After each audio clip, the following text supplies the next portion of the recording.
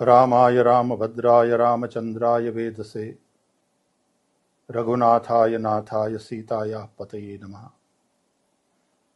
આપ સૌને જય શ્રી કૃષ્ણ, જય સિયારામ। સનાતન મંદિર કલ્ચરલ સેન્ટર ટોરોન્ટોના માધ્યમથી સનાતન ધર્મની પરંપરાને જીવતા જીવતા સનાતન ધર્મનો પ્રચાર પ્રસાર થઈ રહ્યો છે। બ્રહ્મર્ષિવર્ય પૂજ્ય દાદાજી, પૂજ્ય કૃષ્ણશંકર દાદાજીના આશીર્વાદ પણ પાયામાં પડેલા છે અને આપ સૌ વર્ષોથી મંદિરમાં વિરાજતા ઠાકોરજીની સેવા કરી રહ્યા છો। અત્યારે સાંદીપનીના અમારા ભૂતપૂર્વ છાત્ર ઋષિકુમાર અક્ષયભાઈ રાવલ ત્યાં મંદિરમાં ઠાકોરજીની સેવામાં પણ નિયુક્ત થયા છે અને એમના શ્રીમુખથી રામકથાનું ગાયન થવા જઈ રહ્યું છે। રામકથા આદર્શ જીવનની આચાર સંહિતા છે અને એટલા માટે વારંવાર એનું ગાયન, એનું શ્રવણ, એનું પઠન, એનું ચિંતન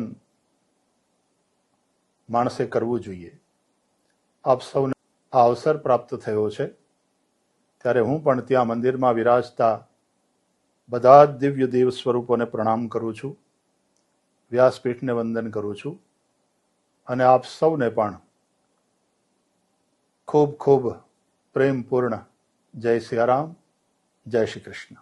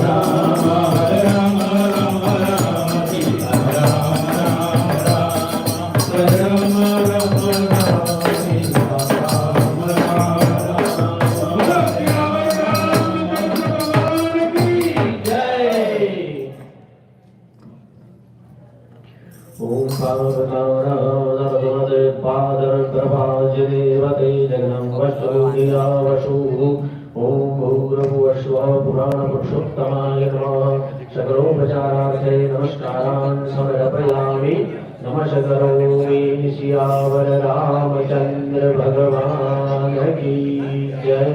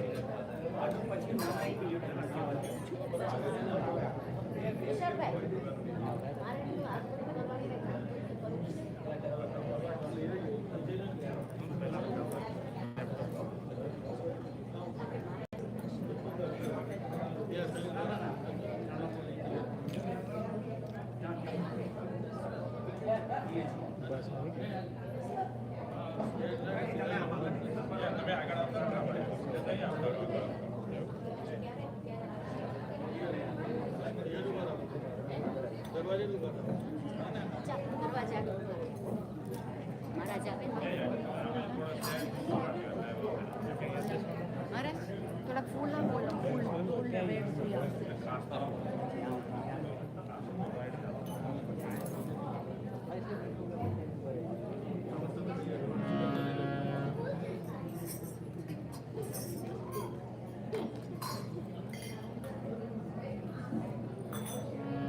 બધા જગ્યા ઉપર બેસી જાઓ. દરેક બહેનો આગળની વિનંતી છે. મને એ નથી ખબર પડતી આપણે લોકો મંદિરમાં આવ્યા છીએ કઈ આવ્યા છીએ તો બહેનો અહીંયા જેમ કામ ના હોય જરા બેસી જાઓ.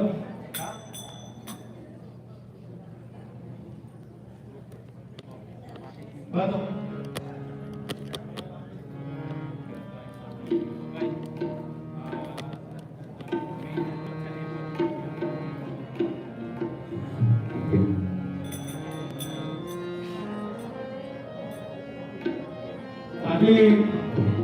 આટલી સૂચનાઓ મેં કરી કઈ ફરક પડ્યો તમને લાગ્યો? કોઈ લાગે તમે તમારા મેરેજ કહો છો કે નથી લાગ્યો? હવે તમે દરેક જણ પોતાના છોકરાને પૂછે છે કે મારો છોકરો આવો મારો છોકરો આવો, તમે શું સંસ્કાર આપ્યા એમને? જો ભગવાનનું સ્વરૂપ આટલું જો અહીંયા યાત્રા નીકળતા એક પોથીની નીચે 3 માથા ચાલતા હતા.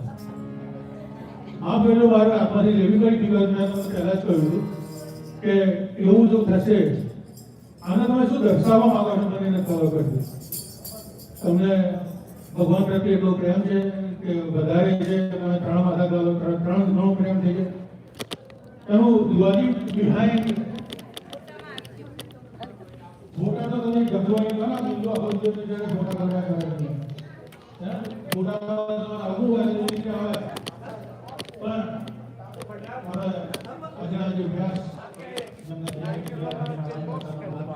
व्यासरूपाय विष्णवे नमो वै ब्रह्मनिधये वासिष्ठाय नमो नमः प्रतिमतुल्यो पुराण पुरुषोत्तमाय नमः सकलोपचारार्थे पुष्पं समर्पयामि नमः करोमि लक्ष्मी नारायण Jai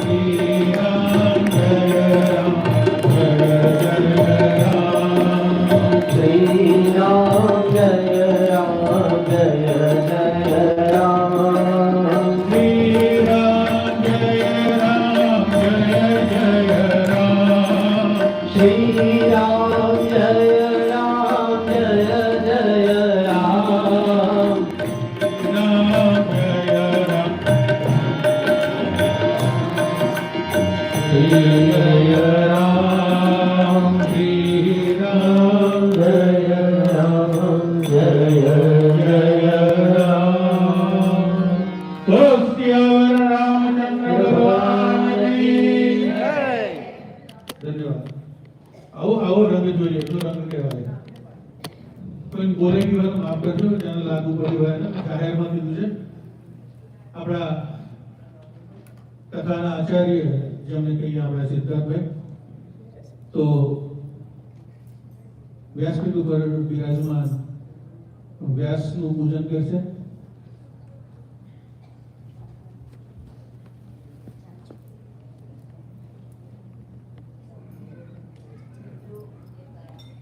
વ્યાસ પૂજન થઈ રહ્યું છે. ફરીથી કહું છું કે આનો આપણો વહીવટ ઘરે જ રાખો. અહીંયા કોઈક સારી વસ્તુ થતી હોય તે વખતે એટલીસ્ટ ધ્યાન રાખો. વાતો કરવાની આપણે એક દિવસ ગોઠવીશું, શ્રેષ્ઠ વાતો જ કરીશું. વાતોનો સત્સંગ.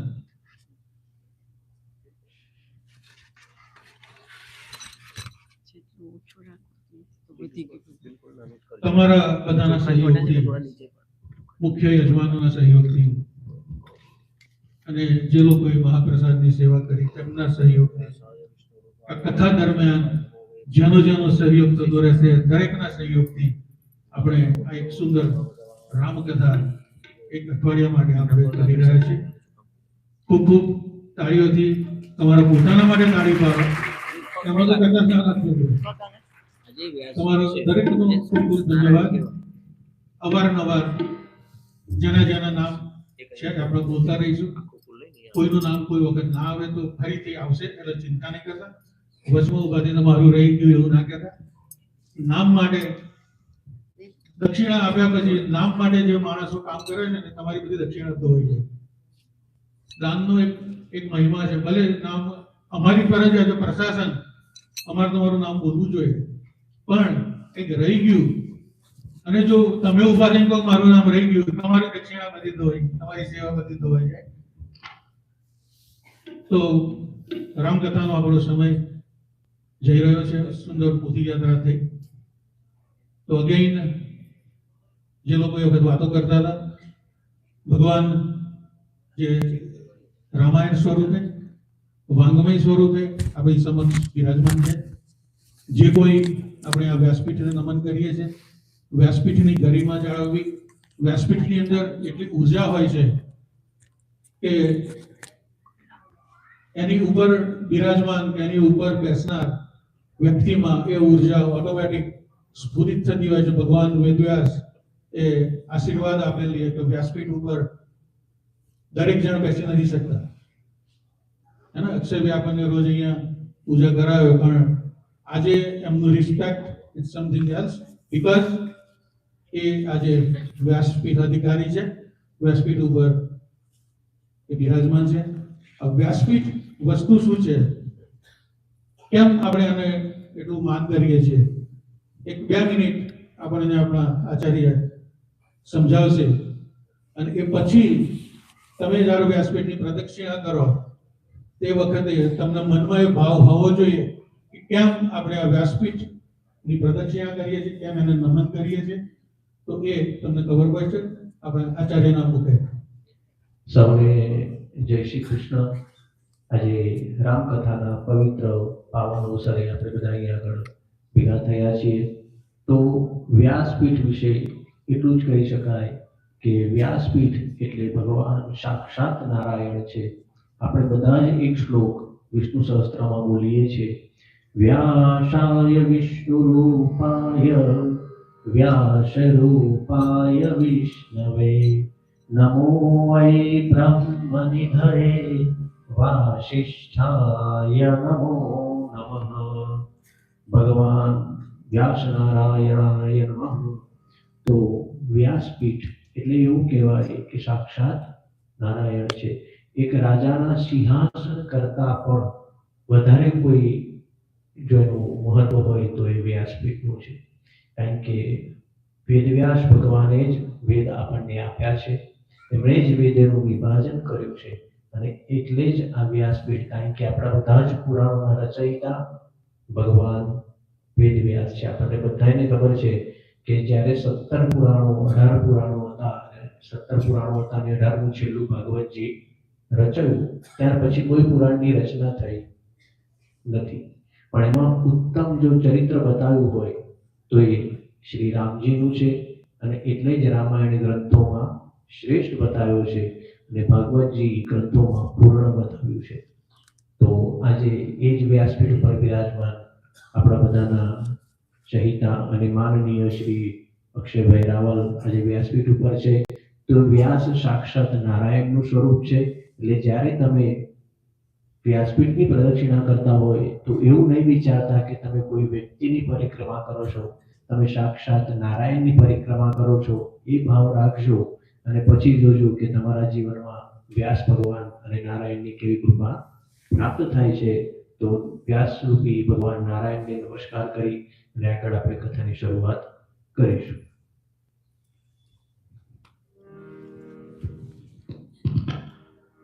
ઓમ શ્રી ગણેશાય નમઃ. શ્રી સરસ્વત્यै નમઃ. શ્રી ગુરુભ્યો નમઃ. આઈએ હનુમંત બિરાજીએ, કથા કહું મતિ અનુસાર, પ્રેમ સહિત ગાદી ધરો, પધારીએ પવન કુમાર. સિયાવર रामचंद्र की जय, पवन सुत हनुमान की जय, उमापति महादेव की जय. लोकाभिरामं रणरंगधीरम्, राजीवनेत्रं रघुवंशनाथं, कारुण्यरूपं करुणाकरन्तं,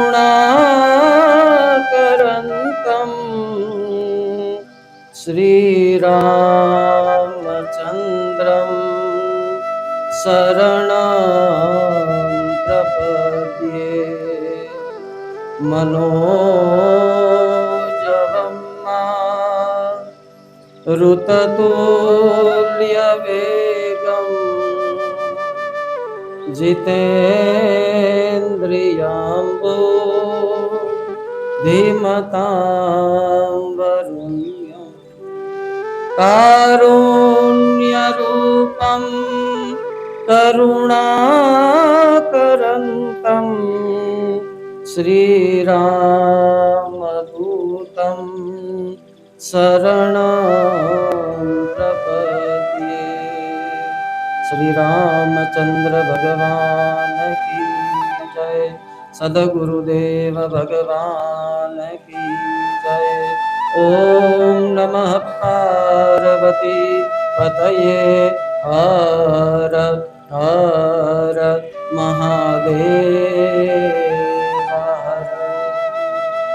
श्री राम जय राम जय जय राम, श्री राम जय राम जय जय राम, श्री राम जय राम जय जय राम, श्री राम जय राम जय जय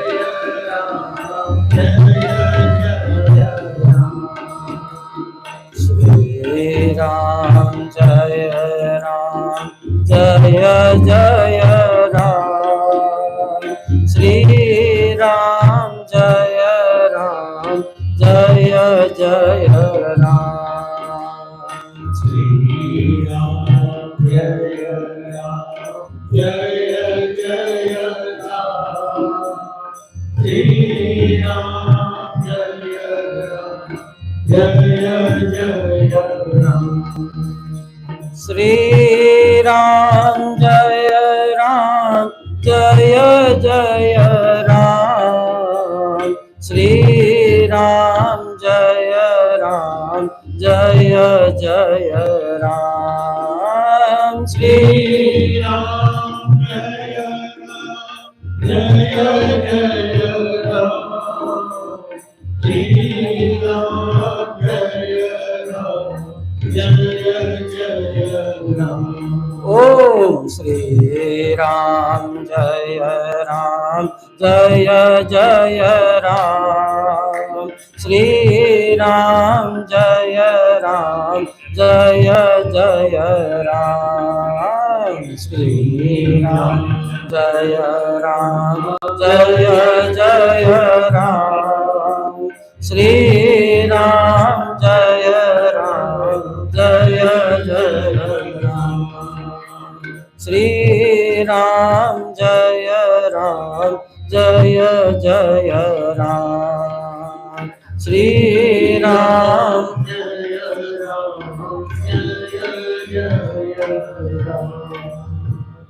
बोलिए गोस्वामी श्री तुलसीदास जी महाराज की जय। श्री हरिम परमानंदम उपदेष्टारमीश्वरम व्यापकं सर्वलोकानां कारणं तन्नमाम्यहम्।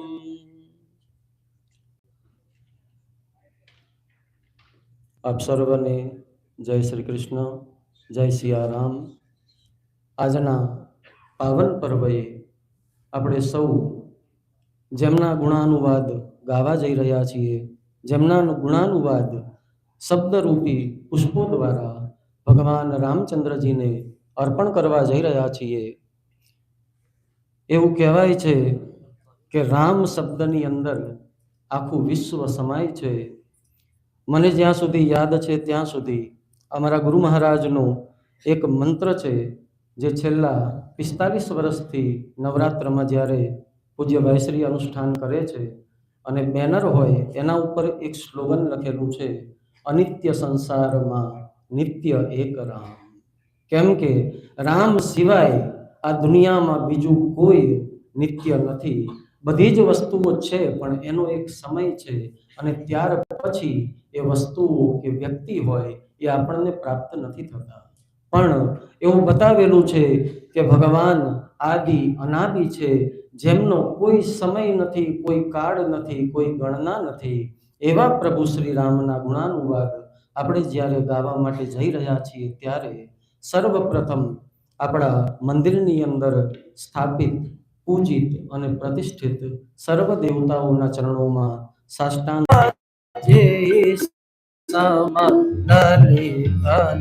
કોઈ ભાષા જે સમલલિત કોઈ।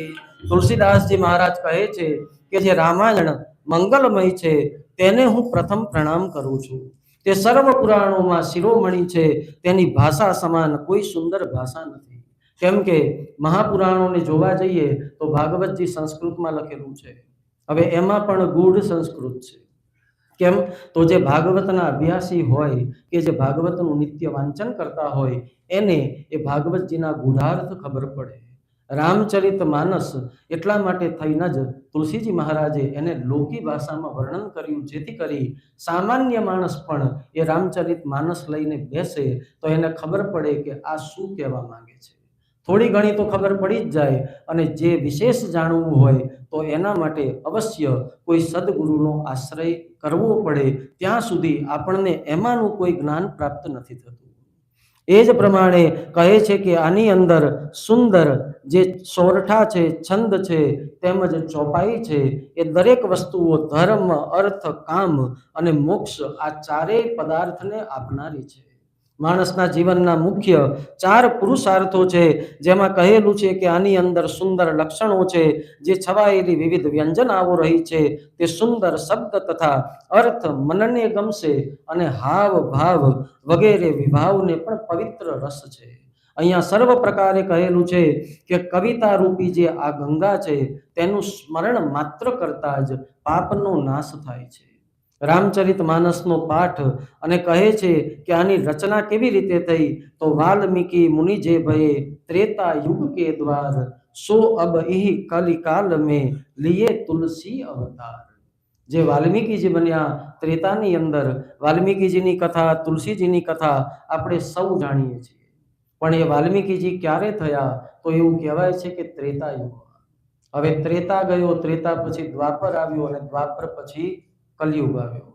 વાલ્મીકીજીએ રચના કરી ત્રેતામાં અને એવું કહેવાય છે કે જે વાલ્મીકીજી હતા એનું જ સ્વરૂપ એ બન્યા છે પાછા તુલસી મહારાજ. એટલા માટે જે વાલ્મીકીજી હતા એ જ તુલસીજી બન્યા. અને સરળ ભાષામાં, કેમ કે વાલ્મીકી રામાયણ બહુ ગૂઢ છે, જલ્દીથી કોઈને સમજાય નહીં, કેમ એ મૂળ સંસ્કૃતમાં એની રચના છે, પણ તુલસીજી મહારાજે લોકી ભાષામાં રચના કરી અને આપણા સૌનું કલ્યાણ કરવાનો ભાવ કર્યો. કહે છે કે જેની અંદર 7 કાંડ છે અને દરેક કાંડનો અલગ અલગ મહિમા છે. જો ચાહે ભવબારિધિ તરન બનિ સમચિત, તો તુલસી રામાયણ હિત કરી બાંચે નિત. જો પોતાનું કલ્યાણ કરવું હોય તો રોજ રામચરિત માનસનો પાઠ કરવો જોઈએ, જે નવનિધિને દેનારી છે. એવું કહે છે કે એક ઘડી આધી ઘડી, આધી મેં બુનિયાદ. હવે વિચાર કરવા જઈએ કે આ જે પણ કરીએ તો કહે છે શું, કટે કોટી અપરાધ. બરાબર, એક ઘડી આધી ઘડી, આધી મેં પુનિયાદ. બરાબર, સ્મરણ કરીએ તો કટે કોટી અપરાધ. હવે વિચાર કરવાની વસ્તુ એ છે કે એક ઘડી કરો તોય કોટી કપાય, અડધી ઘડી કરો તોય કોટી કપાય, અને એની અડધી ઘડી કરો તોય કોટી કપાય. વ્યાપારી માણસો એ સીધો હિસાબ કરે કે આ હિસાબમાં ગડબડ છે. બરાબર, કેમ તો કે જો આખી ઘડી એટલે કે 24 મિનિટ કરીએ, બરાબર, અને તોય જો કરોડ પાપ કપાઈ જવાના હોય, તો આધી ઘડી કરીએ તોય કરોડ કપાય છે, અને 5 ભાગનું કરીએ તોય કરોડ કપાય છે. તો આ હિસાબ કેવી રીતનો બેસાડ્યો તુલસી મહારાજ? પણ અહીંયા ભાવ એ છે કે 24 મિનિટ બેઠા હોય પણ એમાંથી કેટલી મિનિટ આપણે ભગવાનમય રહી શકીએ છીએ એ બહુ મોટી વસ્તુ છે.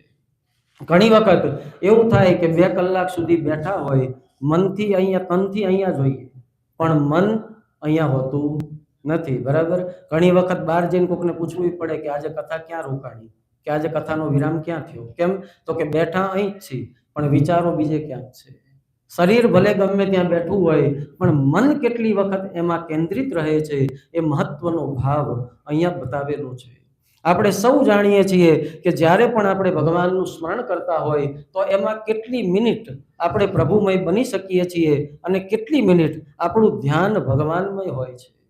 તુલસીદાસજીએ અહીંયા મહાત્મ્યમાં કીધું છે કે રામચરિત માનસ છે એ શું છે, તો એહ કલિકાલ કરાલતે જપ તપ ભયે વિનાશ, રામાયણ તિન હિત રચી રુચિકર તુલસીદાસ.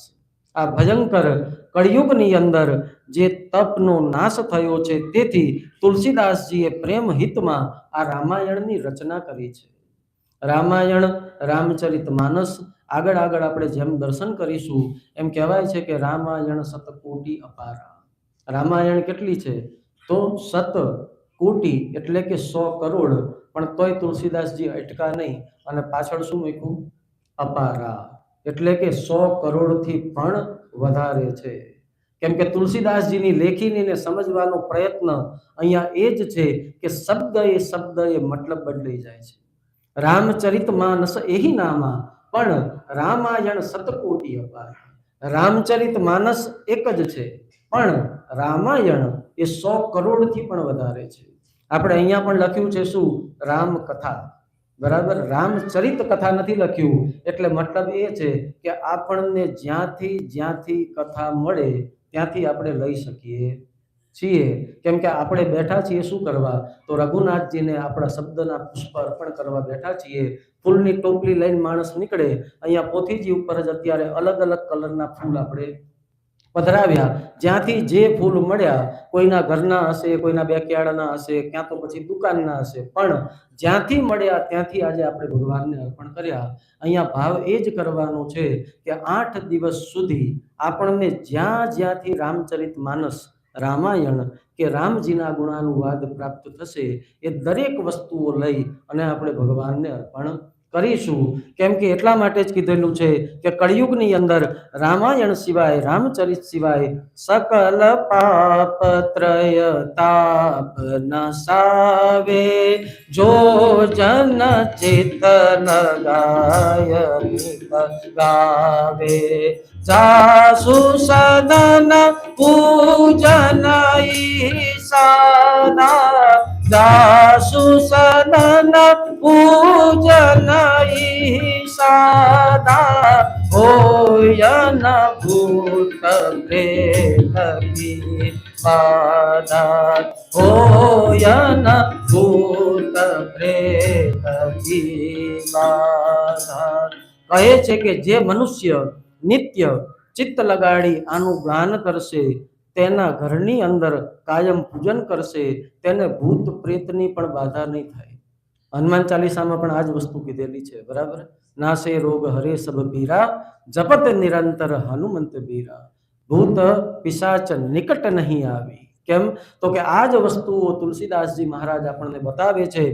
અહીંયા કહે છે કે દેવી યોગે તુલસી રામાયણ દઈ, જપતે જગત પ્રચારી, ભીર ભય વૈકુંઠ મેં યમ લોક ભયે ઉજારી.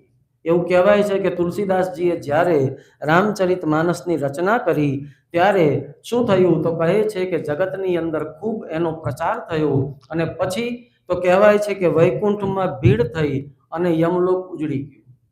કેમ તો કે જે રામચરિત માનસના પાઠ કરે એને અવશ્ય વૈકુંઠ લોકની પ્રાપ્તિ થઈ અને યમલોક ખાલી થઈ ગયું. એક સમયનો એ પ્રસંગ મહાત્મ્યની અંદર બતાવેલો છે કે દૈવ યોગે એક માણસ રામચરિત માનસની કથા સાંભળી અને ઘર તરફ જતો હતો અને ઢળી પડ્યો.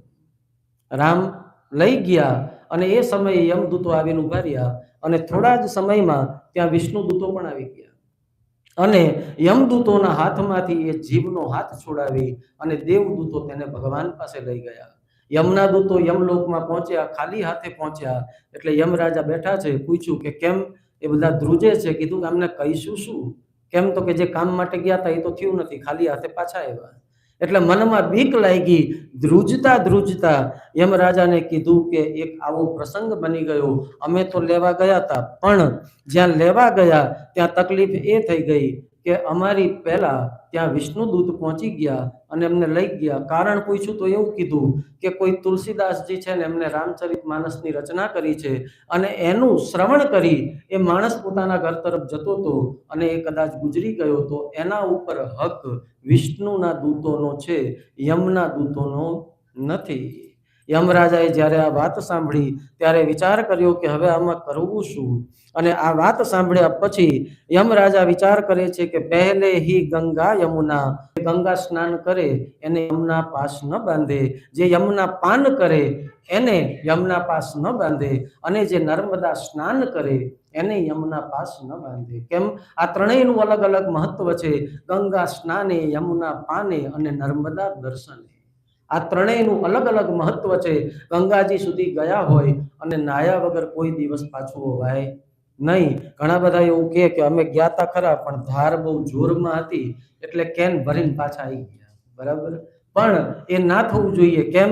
ભગવાન ક્યારેક જ આપણને તીર્થ સુધી પહોંચાડે છે અને તીર્થે ગયા પછી જો તીર્થનું કૃત્ય ન કરીએ તો એ તીર્થે ગયાનું કોઈ ફળ આપણને મળતું નથી.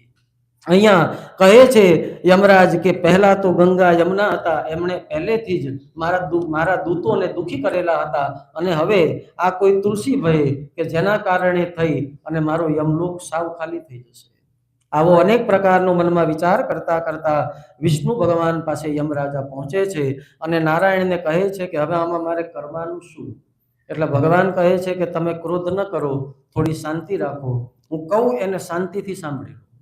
અહીંયા વિષ્ણુ ભગવાન કહે છે જે રામાયણ સુને સુનાવે અરુ ગંગા यमुना महनावे बिन के सदन कबहु जनि जावहु बिन के सदन कबहु नहीं जावहु निज दूतन सन यह सम जावहु निज दूतन सन यह समु जावहु।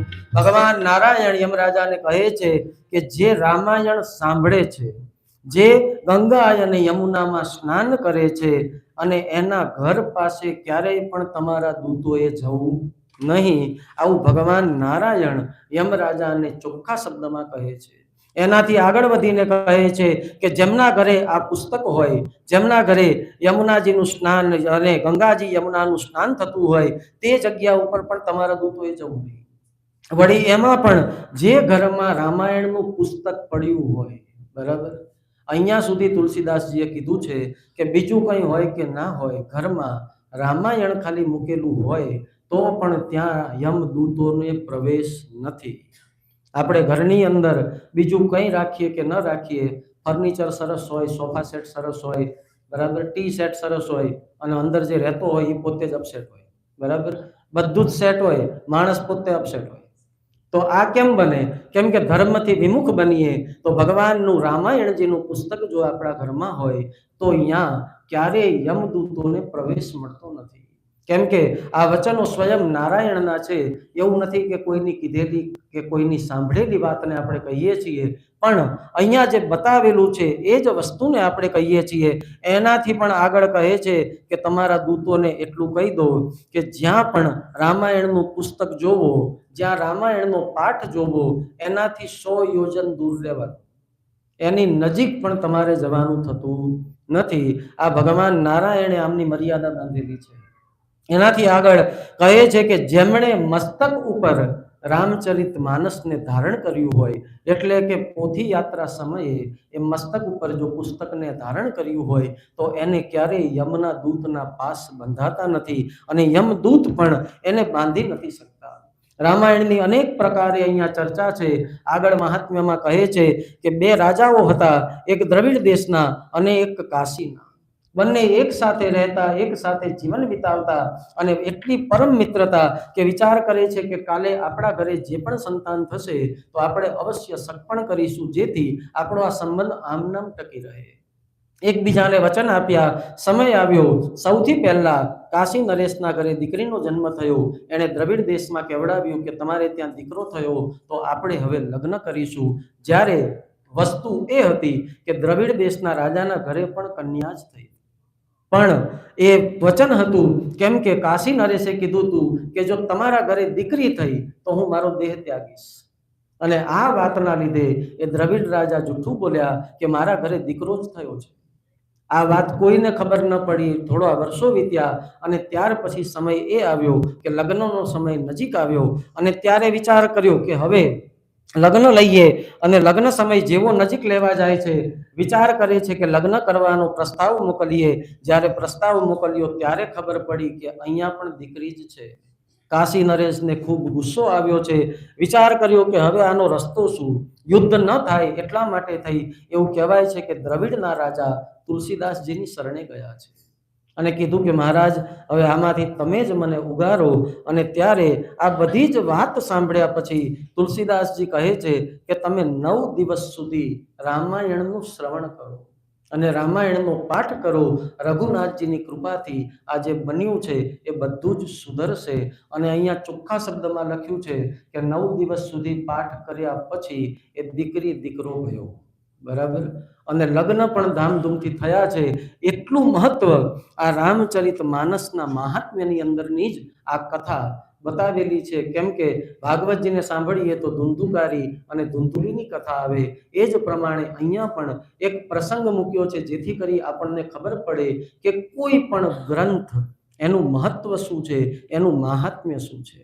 આ ગ્રંથનો એટલો બધો મહિમા વધે છે કે ત્યાર પછી રાજા પોતે આ ગ્રંથને પોતાની પાસે રાખે છે। ત્યારે બધા કહે છે કે રાજન, આ તમારા એકની સંપત્તિ નથી, આ લોક કલ્યાણ માટે થઈ અને રચાયેલો ગ્રંથ છે। વિચાર કર્યો કે આને કોને આપીએ, અને તે સમયે એક આનંદ કાન નામના બ્રહ્મચારી હતા કાશીની અંદર, એમને આ ગ્રંથ સોંપવામાં આવ્યો। કીધું કે તમે એક વખત આને જોઈ લો, પછી આપણે પ્રજા માટે આ ગ્રંથને મુક્ત કરીએ। આનંદ કાનન જે હતા તેમણે લખ્યું છે કે આનંદ કાનને યસ્મિન જંગલમ તુલસી તરુ કવિતા મંજરી યસ્ય રામ ભ્રમર ભૂષિતા। કહે છે કે આ આનંદ વનમાં તુલસીદાસ જંગમ વૃક્ષ છે, જેની કવિતા રૂપી માંજર આ રામ રૂપી ભ્રમર ભૂષિત છે। આ તુલસીકૃત રામચરિત માનસ જે સર્વ પ્રકારે કલ્યાણકારી છે, મંગલ કરતા છે। અને એવું પણ કહેવાય છે મહાત્મ્યની અંદર કે કાશીની અંદર જ્યારે જ્યારે તુલસીદાસજી રામચરિત માનસ લખતા હતા અને અમુક જગ્યાએ તુલસીદાસજીની લેખીની રોકાઈ ગઈ। કેમ? તો કે અડધી ચોપાઈ લખે અને પછી સમજાય નહીં કે હવે આના પછી શું લખવું। એવા પ્રસંગ આવશે, એ સમયે અવશ્ય આ વસ્તુને પાછી યાદ કરીશું, જેથી તમને ખ્યાલ આવે કે ક્યાં તુલસીદાસજીની લેખીની રોકાણી। પણ જ્યારે જ્યારે એ લેખીની રોકાણી છે ત્યારે ત્યારે સ્વયં શ્રી હનુમાનજી મહારાજે આવી અને એ ચોપાઈને પૂર્ણ કરી છે। કેમ? તો કે એવું કહેવાય છે કે હનુમાનજી મહારાજ એ તુલસીજીની રામચરિત માનસની રક્ષા સ્વયં પોતે કરતા હતા। ગ્રંથ પૂર્ણ થયો અને ત્યાર પછી એ ગ્રંથને જ્યારે વિદ્વાનોની સભામાં મૂકવામાં આવ્યો ત્યારે બધાએ કીધું કે હકીકતમાં જ આ ગ્રંથ એટલો બધો યોગ્ય છે કે નથી। બધાએ વિચાર કર્યો કે આપણે કોઈ આનો ન્યાય નહીં કરી શકીએ, માટે વિચાર કર્યો કે કાશી વિશ્વનાથના ચરણોમાં ગ્રંથને અર્પણ કરીએ। અને એ ગ્રંથને કાશી વિશ્વનાથજીના ચરણોમાં અર્પણ કર્યો છે। ઉપર બીજા બધા ગ્રંથ મૂક્યા છે, દ્વાર બંધ કર્યા છે। સવારમાં દ્વાર ખુલ્યા તો જોયું તો રામચરિત માનસ સૌથી ઉપર છે અને બધા ગ્રંથો એની નીચે છે। ત્યારે સૌએ ભરોસો કર્યો કે આ કોઈ સામાન્ય ગ્રંથ નથી, પણ આ સ્વયં રઘુનાથજીનું ચરિત્ર છે। અને ગ્રંથને ખોલ્યો અને જોયું તો એના ઉપર ભગવાન કાશી વિશ્વનાથજીના હસ્તાક્ષર હતા। લખેલું હતું સત્યમ શિવમ અને સુંદરમ। મતલબ એ છે કે આ જ સત્ય છે, આ જ સુંદર છે અને આ જ શિવમ છે। શિવમનો મતલબ શું? તો કહેવાય છે કે કલ્યાણ। કેમ કે આ જ કલ્યાણ છે અને આ જ સત્ય છે। ત્યારે અહીંયા મહાત્મ્યને પૂર્ણ કરી અને હવે આપણે શ્રી રામચરિત માનસની અંદર પ્રવેશ કરીએ। સર્વપ્રથમ અહીંયા આગળ બાલકાંડની અંદર આપણે પ્રવેશ કરીએ। કહેલું છે કે પહેલો કાંડ જે બાલકાંડ છે, મંગલાચરણ કર્યું છે। તો મંગલાચરણમાં સર્વપ્રથમ જેમને વંદન કર્યા છે એ કોણ? તો કહેવાય છે કે વંદે વાણી વિનાયકો વર્ણાનામ અર્થ સંઘાનામ રસાનામ છંદસામપી મંગલાનામ ચ કરતારૌ વંદે વાણી વિનાયકો। કહે છે કે જે અર્થ સમૂહો, રસો, છંદો અને મંગલોના કરનારા સરસ્વતી તથા ગણપતિને હું વંદન કરું છું। કેમ? તો કહેવાય છે કે ગણપતિ ભગવાન જ્ઞાન આપે, પણ સરસ્વતીમાં આપણને વિદ્યા આપે અને વાણી આપે। વાણીના દાયીની છે માં સરસ્વતી, એટલા માટે થઈ સર્વપ્રથમ શ્લોકમાં વંદે વાણી વિનાયકો બંને એને નમસ્કાર કર્યા છે, માં સરસ્વતીની વંદના કરી છે। અને ત્યાર પછી કહ્યું છે કે ભવાની શંકરૌ વંદે શ્રદ્ધા વિશ્વાસ રૂપિણો યાભ્યામ વિના ન પશ્યન્તિ સિદ્ધા સ્વાંતસ્થમીશ્વરમ। જે શ્રદ્ધા અને વિશ્વાસનું સ્વરૂપ છે એવા શ્રી પાર્વતીજી અને શંકરજીને હું વંદન કરું છું। માં પાર્વતીજી જે શ્રદ્ધાનું સ્વરૂપ છે અને ભગવાન મહાદેવ જે વિશ્વાસનું સ્વરૂપ છે। અને ત્યાર પછી શ્રી સીતારામના ચરણોમાં વંદન કર્યા છે અને કહે છે કે વંદે બોધમયમ નિત્યમ ગુરુમ શંકર રૂપિણમ યમાશ્રિતો હિ વક્રોપી ચંદ્ર સર્વત્ર વંદ્યતે। કહે છે કે જ્ઞાનમય અને નિત્ય શંકર રૂપ એવા ગુરુની હું વંદના કરું છું। કેમ? તો કહે છે કે જેમના આશ્રિત થયેલો ચંદ્ર પણ હંમેશા વંદાય છે, એટલે કે પૂજાય છે। સદગુરુ મહારાજના આશ્રયમાં હોઈએ તો ભલે વાંકા હોઈએ પણ તો પણ આપણે પૂજાઈએ। કેમ? તો એ ગુરુની કૃપાથી, ગુરુના આશીર્વાદથી જે પાઠશાળામાં ભણ્યા હોય, હોસ્ટેલમાં રહ્યા હોય, એમને ખબર હોય. જે સીધા છોકરા હોય એને ગુરુજી કોઈ દી એની પાસે રાખે નહીં, પણ વાંકા હોય ને એને વીણી વીણીને પાસે રાખે. બરાબર? કેમ? તો કે વાંકા છે એને સીધા કરવાના છે, સીધા તો એ તો નીકળી જ જવાના છે. અને એટલા શિક્ષા કરીને, કઠોર શિક્ષા કરીને એને સીધો બનાવે અને પછી એને સમાજમાં મૂકે, અને ત્યાં સુધીમાં બીજા વાંકા આવી જ ગયા હોય. બરાબર? એટલે પાછા એને કવરમાં લે કે હવે બીજા જેટલા વાંકા છે એને આપણે અહીંયા સીધા કરવાના. તો આ જ પ્રમાણે અહીંયા વંદન કરે છે, અને ત્યાર પછી વંદન કર્યા છે શ્રી સીતાજીને.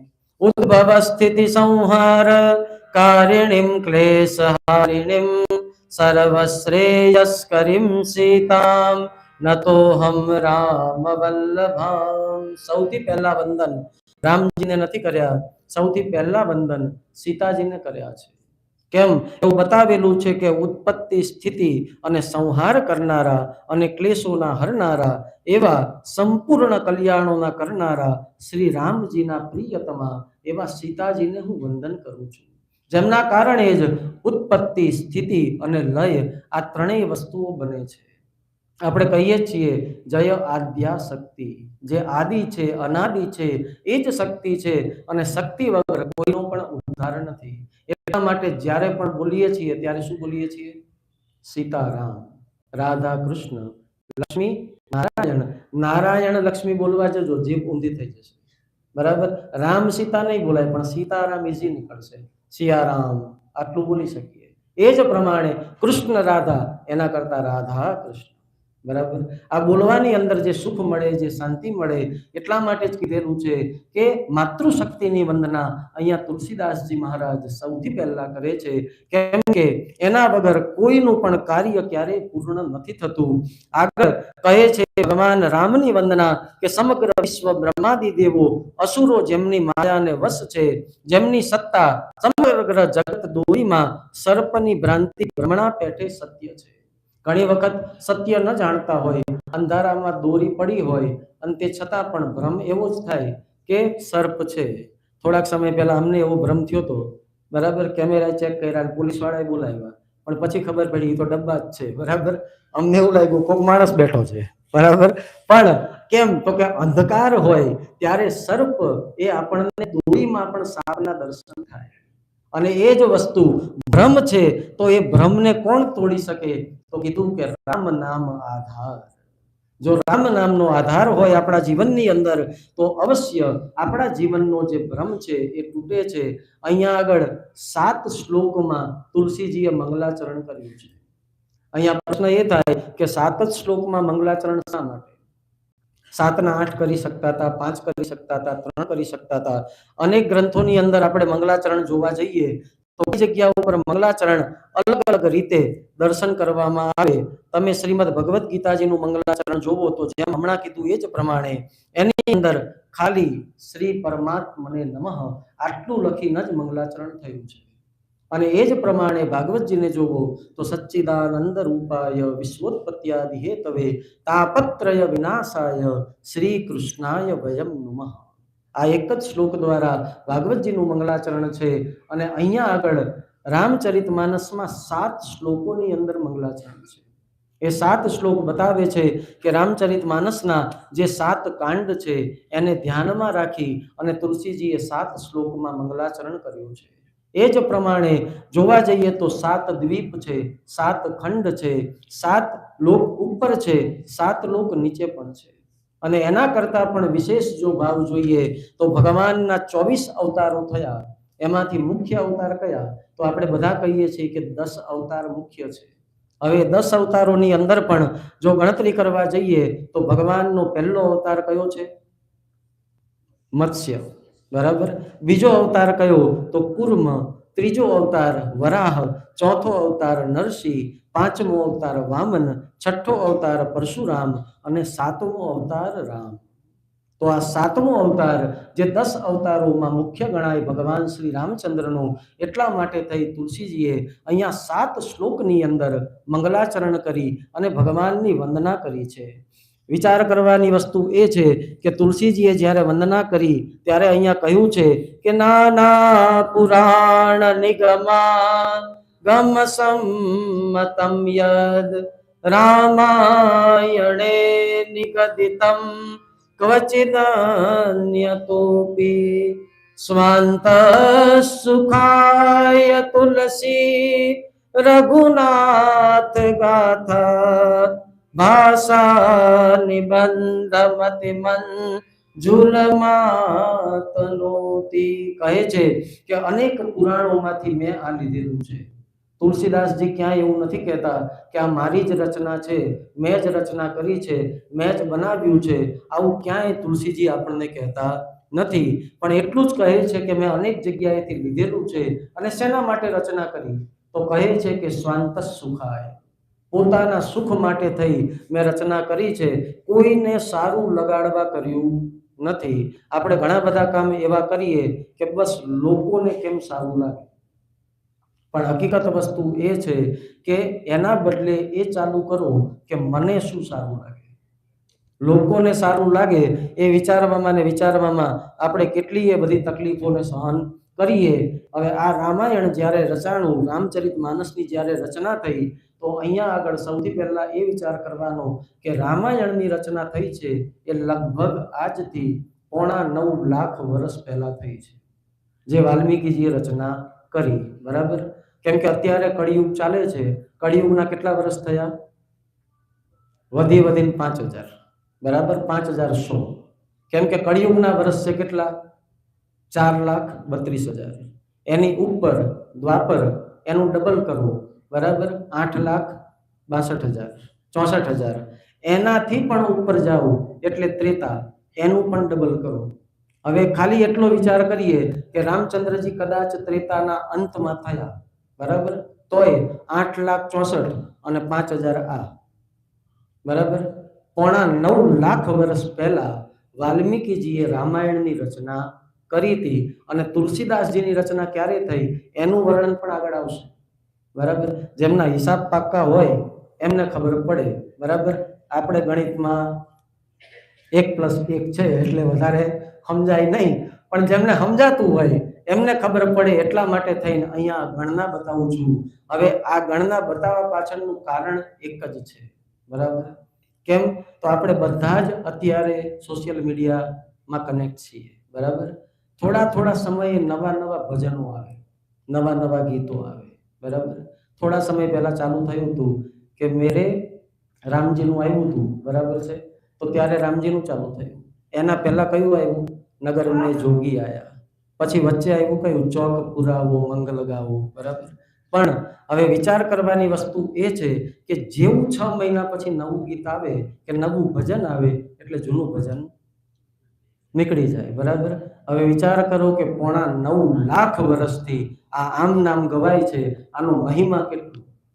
આ ક્યાંય લુપ્ત નથી થયું, આ ક્યાંય બંધ નથી થયું. ઉપરથી કથાઓ વહીથી પણ કથાઓ ઘટી નથી. બરાબર? પહેલા એવું કહેવાતું કથા કરવી એટલે શું? તો કથા કરવી એટલે એમ કહેતા કે ભાઈ બહુ અઘરો વિષય છે. કેમ? તો કે ક્યાંથી ગોતો, મંડપ ગોતો, માઇક. અત્યારે બધું જ હાથમાં છે. ફોન કરો એટલે મંડપ વાળા આવી જાય, ફોન કરો એટલે માઇક વાળા આવી જાય, ફોન કરો તો સંગીત વાળા આવી જાય, ફોન કરો તો છેલ્લે મહારાજે આવી જાય. બરાબર? કોઈ બાકી નથી રહેતું. પહેલા બધું અઘરું હતું. કેમ? તો કે ફોન હતા જ નહીં.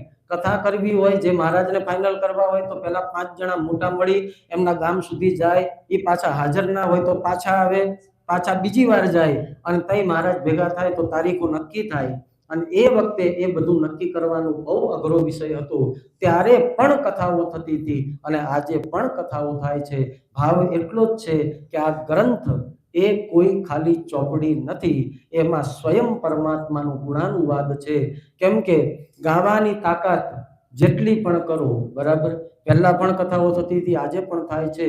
શ્રીમદ ભાગવત લઈ લો કે રામચરિત માનસ લઈ લો, એક ચોપાઈ ઉપર જો ખાલી બોલવા જાઓ, બરાબર, તો પણ હું ખાલી અત્યારે એટલો જ ક્રમ લઉં કે જેમ જેમ આપણે આગળ વધતા જઈએ એમ ક્રમ લઉં તો કદાચ આવતા રવિવારે બાલકાંડ માંડ પૂરો થાય. કેમ કે ચોપાઈઓ જ એટલી બધી છે. ટોટલ ચોપાઈઓ કેટલી છે? 4,500 ઉપર ચોપાઈઓ છે. બરાબર? ચોપાઈ એટલે કેવી રીતે? 4 ભેગી થાય ત્યારે એ ચોપાઈ થાય. બરાબર?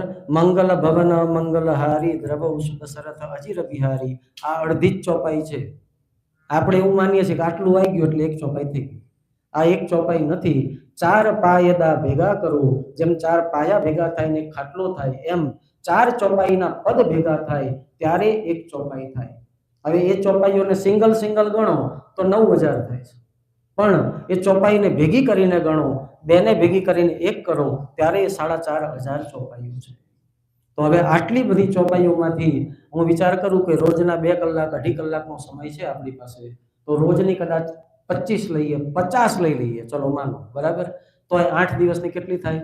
8 પંચાન, બરાબર. 400 ચોપાઈ જ મેળાવે તો બાલકાંડે ના પતે, બરાબર. તો અહીંયા કેવી રીતે આને તમે ન્યાય આપી શકો? પણ ભાવ એટલો જ છે કે જે મુખ્ય જ્ઞાન છે, જે મુખ્ય વસ્તુઓ છે, એને ન્યાય આપતા જઈએ અને ધીમે ધીમે રઘુનાથજીના ગુણ ગાતા ગાતા આગળ વધતા જઈએ. બાકી કથામાં એ તો નક્કી જ છે કે હનુમાનજી મહારાજનું પ્રાગટ્ય થઈ જાય પછી કથા ચાલે નહીં, પછી કથા ઉડે, બરાબર. જેમ હનુમાનજી મહારાજ ઉડે એમ, કેમ કે તો જ મેળ આવે કે તો લંકા કાંડ સુધી પહોંચીએ અને પાછા રામજી પાછા પધારી શકે. કેમ કે એક એક ચોપાઈએ જો બોલવા બેસીએ તો શક્ય નથી કે તમે રામચરિત માનસને પૂરું કરી શકો. આની પહેલા પણ કરી હતી, જ્યારે 4 વર્ષ પહેલા, ત્યારે પણ એ મને ખબર છે કે કેમ કે હું વાંચવા બેઠો ત્યારે હું વિચારું કે આ પ્રસંગ નહીં કહું, આ પ્રસંગ નહીં કહું, પણ જ્યારે કહેવા બેસીએ ત્યારે ખબર નથી કેમ થાય કે આ નહીં કહું તો રહી જશે, આ નહીં કહું તો રહી જશે, આ નહીં કહું તો લાભ નહીં મળે. એ લોભમાં ને લોભમાં સમયનો ક્યાં સમય વ્યતીત થઈ જાય એ ખબર પડતી નથી. કેમ કે જેમ હમણાં કીધું એમ વ્યાસપીઠ એ ખાલી પીઠ નથી, કેમ કે ત્યાંથી જ કંઈક સમજની પ્રાપ્તિ થાય છે.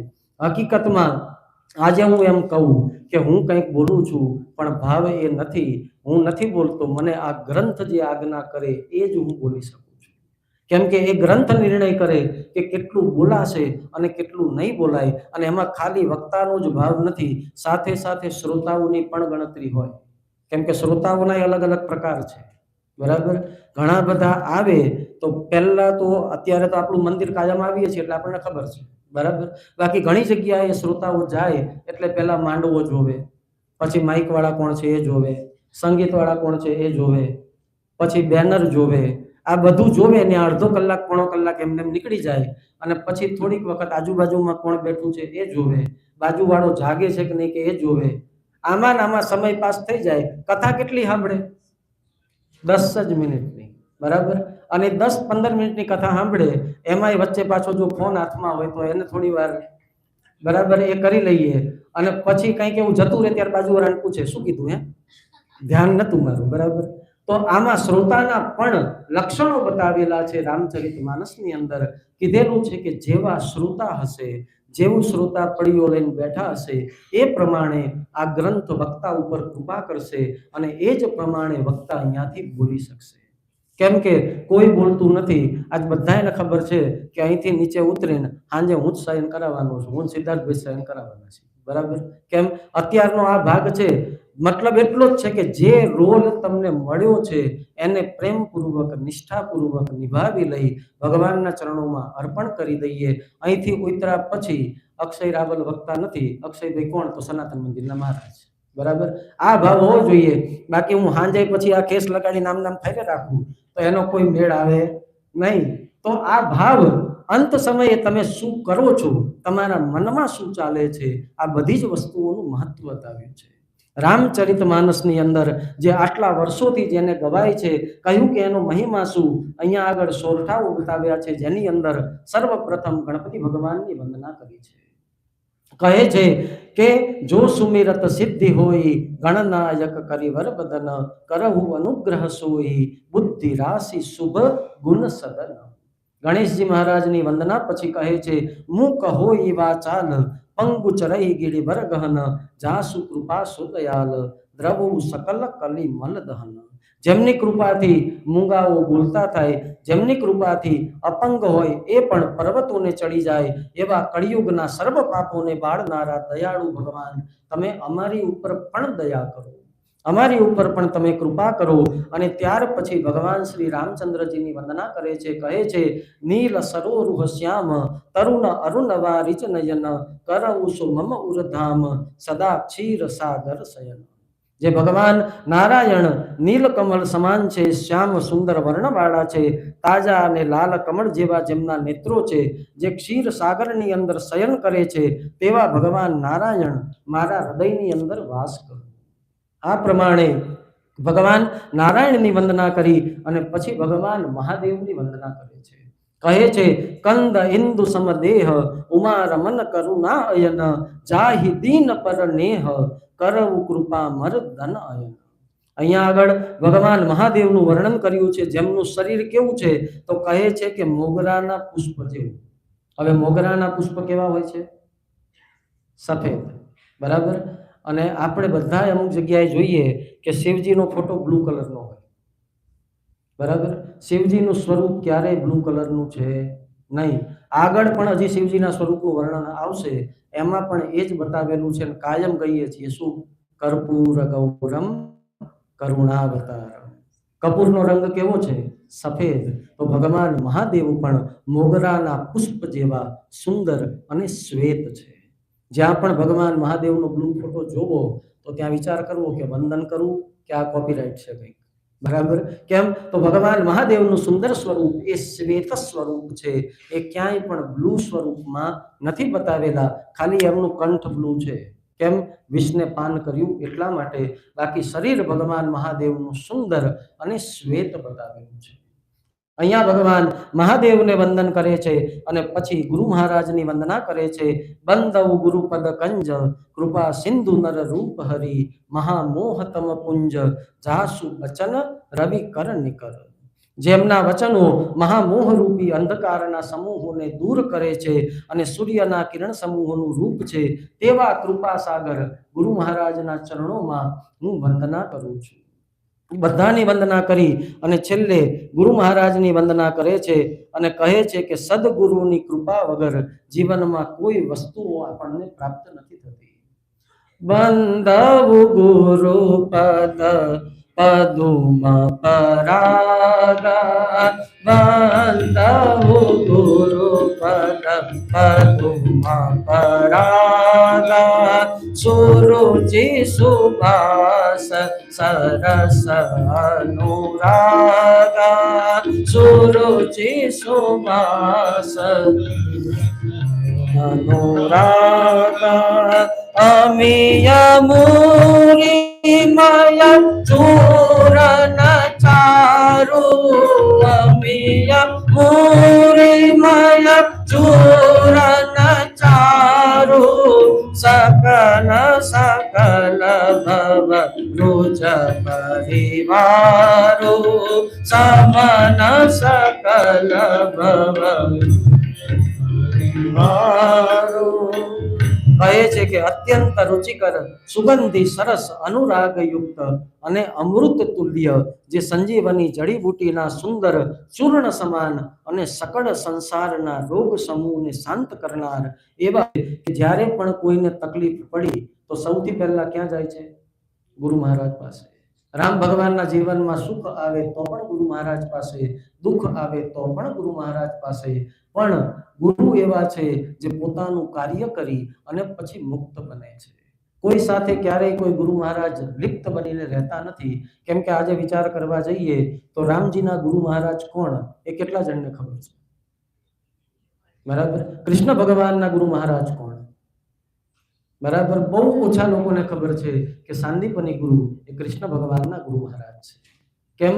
તો કે ગુરુ એવા હોય કે જે પોતાના શિષ્યને તૈયાર કરે અને પછી સમાજમાં મૂકી દે. પણ એવી ઈચ્છા ન રાખે કે મેં આને તૈયાર કર્યો છે તો આ મારા નામનું પણ ગુણગાન કરે. પણ શિષ્યનો એ ભાવ હોય, છબી માત્ર મારી સામે હશે, પ્રબળ બનશે અને મને રસ્તો મળશે. કેમ કે સદગુરુની કૃપા વગર આપણા કોઈનું કલ્યાણ નથી થતું. કહે છે કે ગુરુ કેવા છે તો કીધેલું છે કે શ્રી ગુરુ પદ નખ મની મન જ્યોતિ શ્રી ગુરુ પદ નખ મની મન જ્યોતિ સુમિરત દિવ્ય દૃષ્ટિ હોતી સુમિરત દિવ્ય દૃષ્ટિ હોતી લલન મોહતમ સોસ પ્રકાશુદમ મોહ સમ સોસ પ્રકાશુ બડે ભાગવો પર વૈ જાસુ બડે ભાગવો શ્રી ગુરુના ચરણના નખ રૂપ મણિ સમૂહની જ્યોતિનું સ્મરણ કરતા હૃદયમાં દિવ્ય દ્રષ્ટિની પ્રાપ્તિ થાય છે. ગુરુ મહારાજનું સ્મરણ તો પછી કરીએ, પણ ખાલી એમના ચરણની અને એમના ચરણ રજની પણ જો આપણા મનની અંદર ભાવના હોય તો આપણા જીવનમાંથી અંધકારનો નાશ થાય છે. કેમ વિચાર કરવા જઈએ તો હનુમાન ચાલીસાનો પ્રારંભ તુલસી મહારાજ ગમે ત્યાંથી કરી શકતા હતા, પણ હનુમાન ચાલીસાની શરૂઆત ક્યાંથી થાય છે? શ્રી ગુરુ ચરણ સરોજ રજ. એટલા માટે જ ગુરુ કરતા પણ ગુરુની રજનું વધારે મહત્વ છે. ભાવ એ નથી કે રજને લઈને માથા ઉપર ચડાવવું, પણ ભાવ શું છે કે ગુરુ જે પગલે ચાલે છે એ પગલે ચાલવાનો પ્રયત્ન કરીએ. કેમ કે ગુરુ એ જ છે કે એટલા માટે જ ગુરુની હમણાં જ આપણે ગુરુ મહારાજની પૂજા કરી ગયા વીકમાં જ. કેમ તો કે ગુરુ પૂર્ણિમા. કેમ તો ગુરુ છે એ જ પૂર્ણ છે અને ગુરુ છે એ જ માં છે. કેમ કે બાળક જ્યારે ગુરુ પાસે હોય ત્યારે એ બાળકને ગુરુ મહારાજ ગુરુની દ્રષ્ટિએ તો જોવે જ છે. કેમ તો કે બ્રહ્મા, વિષ્ણુ અને મહેશ આ ત્રણેયનો સમન્વય એટલે ગુરુ મહારાજ જરૂર પડે તો તમારી અંદર કોઈ બીજ નાખે અને એને ઉગાડે, એને પોષણ કરે અને જ્યારે જરૂર પડે ત્યારે તમને ઠપકો પણ આપે. એ જ ગુરુ મહારાજ પણ ઠપકો આપ્યા પછી એ પણ જોવે કે મેં ઠપકો આપ્યો, દુઃખી થઈને ક્યાંક ખાધા વગર હોઈ નથી ગયો. કેમ તો એ સાંજ સમયે એમાં એક માતાનું સ્વરૂપ પણ પ્રગટ થાય. અને એટલા માટે જ પાઠશાળામાં કે હોસ્ટેલમાં કે જે છોકરાઓ રહેતા હોય એ ગુરુમાં જ બધું જોતા હોય. અને ત્યાંની વાત છોડી દો, અત્યારે અહીંની જ વાત કરું. અહીંયાની સ્કૂલોમાં જે છોકરાઓ જાય છે, જેમના પણ ગ્રાન્ડ ચિલ્ડ્રન છોકરાના છોકરા જતા હોય, એમને તમે કંઈ પણ કહેશો એટલે એવું કહેશે કે ના એવું નહીં થાય. કેમ તો કે મારા ટીચરે મને આમ કીધું છે એટલે એ જ વસ્તુ થશે. હવે વિચાર કરો કે આખો દિવસ તમારી પાસે છે પણ એ 6 કે 7 કલાક ત્યાં રહે છે, તો જે એ કહે છે એ જ વસ્તુ એના મગજમાં ઉતરશે. બરાબર? આ 6 વર્ષનો છે પણ એને કહીએ કામ નહીં, ના મારા ટીચરે મને આમ જ કીધું છે, તમારે આમ જ કરવાનું છે, એમાં આટલું જ લખવાનું છે. બરાબર? તો વિચાર કરવાની વસ્તુ એ છે કે એ ગુરુ કયા ભાવથી એમને રાખતા હશે. કે માતા પિતા જેમની સાથે બાળક રહે છે, જેમનાથી એમની જરૂરિયાતો પૂરી થાય છે, પણ તે છતાં પણ એ માતા પિતા કરતા પણ એ ગુરુને વિશેષ મહત્વ આપે છે, ગુરુની વાતોનું ધ્યાન રાખે છે અને ગુરુની આજ્ઞાનું પાલન કરે છે. એટલે જ આપણે બધા કહીએ છીએ ગુરુર બ્રહ્મા ગુરુર વિષ્ણુ ગુરુર્દેવો મહેશ્વર ગુરુર સાક્ષાત પરબ્રહ્મ તસ્મૈ શ્રી ગુરવે નમઃ. સદગુરુ મહારાજની કૃપા હોય તો જ આ બધી વસ્તુઓ પ્રાપ્ત થાય. અહીંયા ગુરુ મહારાજની વંદના કરી અને ત્યાર પછી કહે છે કે જેમ સિદ્ધાર્થજનને નેત્રમાં આંજી સાધક સિદ્ધ બને, સુખ ન બને, મનુષ્ય પર્વતો, વનો અને પૃથ્વી ઉપર પુષ્કળ ખજાનાઓ કૌતિકથી જુએ છે. પણ કેવી રીતે? તો સદગુરુ મહારાજની કૃપા હોય. ગુરુ પદરજ મૃદુ મંજુલ અંજન ગુરુ પદરજ મૃદુ મંજુલ અંજન નયન અમિય દૃગ ઘોષ વિભંજન નયન અમિય દૃગ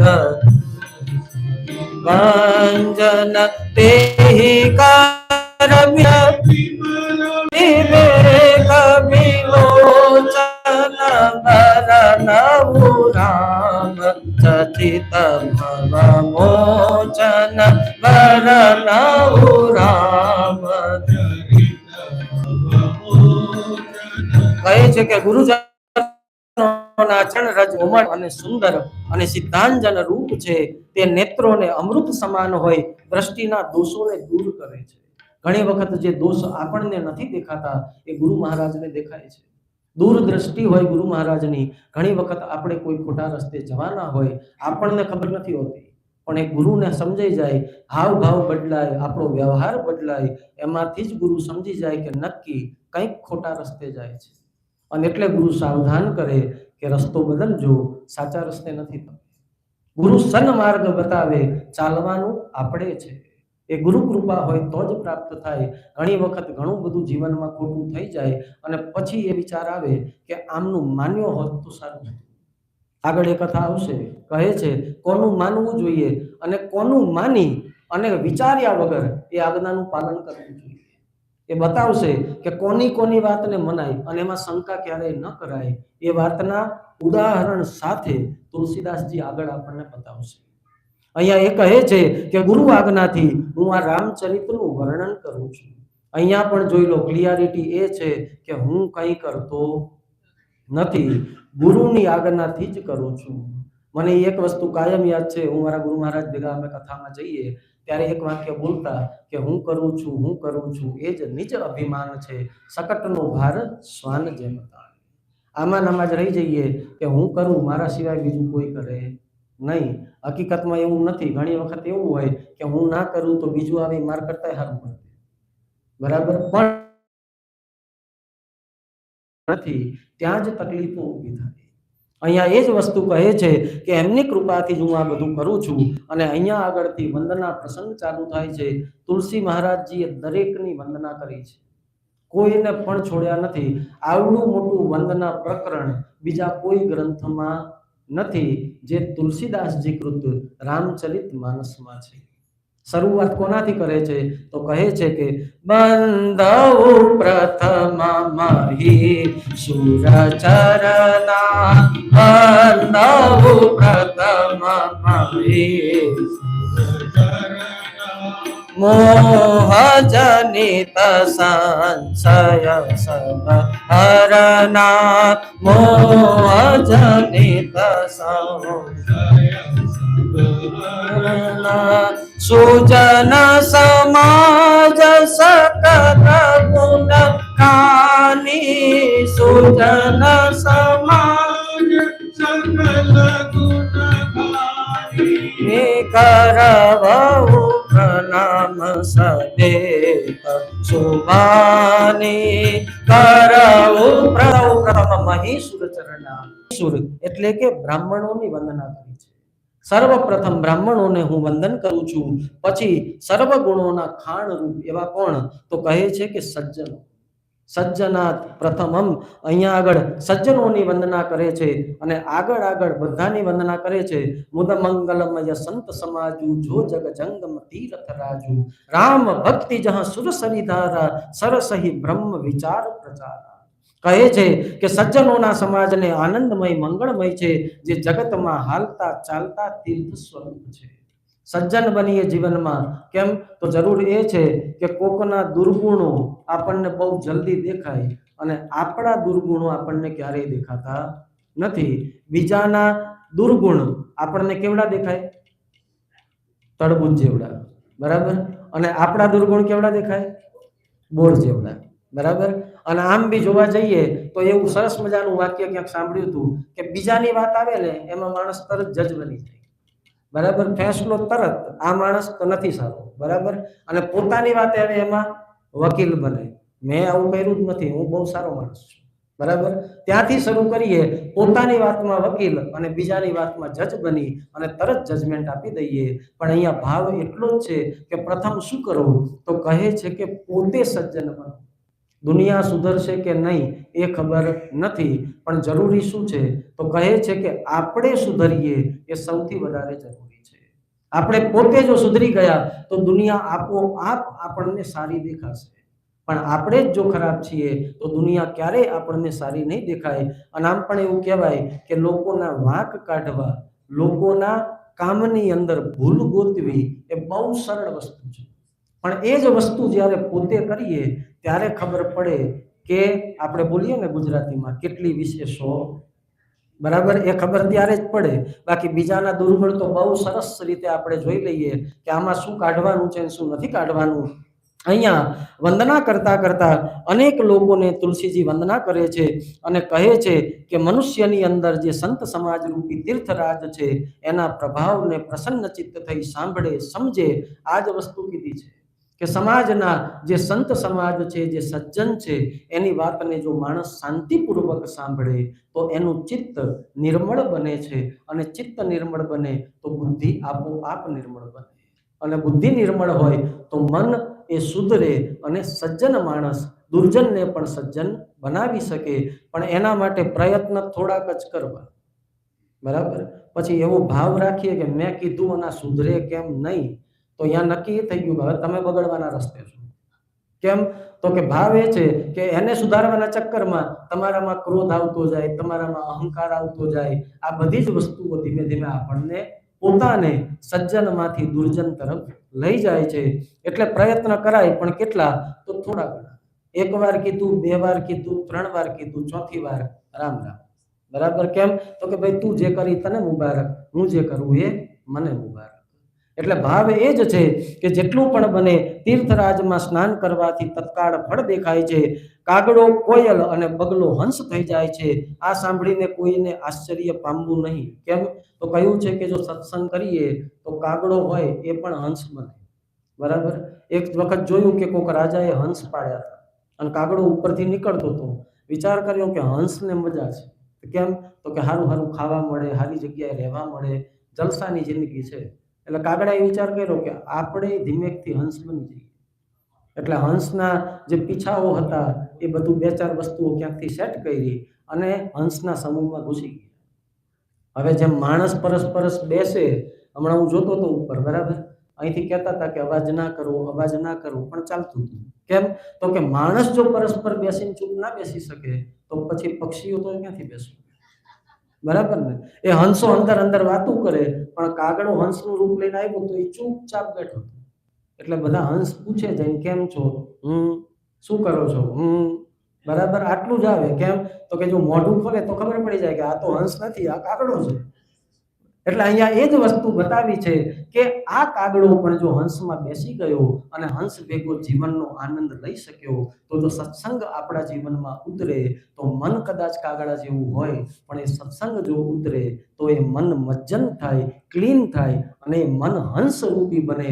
તો એમાં એ સરોવરમાં પ્રભુ રામચંદ્ર વિહાર કરી શકે. આપણે બધાએ કહીએ છીએ કે શું કહીએ કે મન ચોખ્ખું હોવું જોઈએ. બરાબર. તન ઉજળા મન મેલા, તો એ કંઈ કામનું નહીં.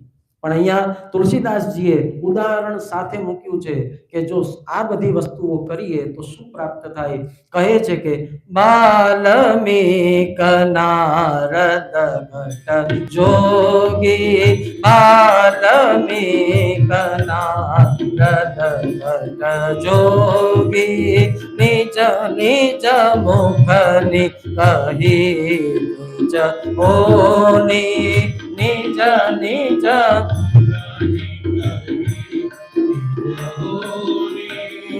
ચર ચર તન ચર નભ ચર નાના ધર ચર તન ચર નભ ચર નાના, જે જડ ચેતન જીવ જહાના, જે જડ ચેતન જીવ જહાના.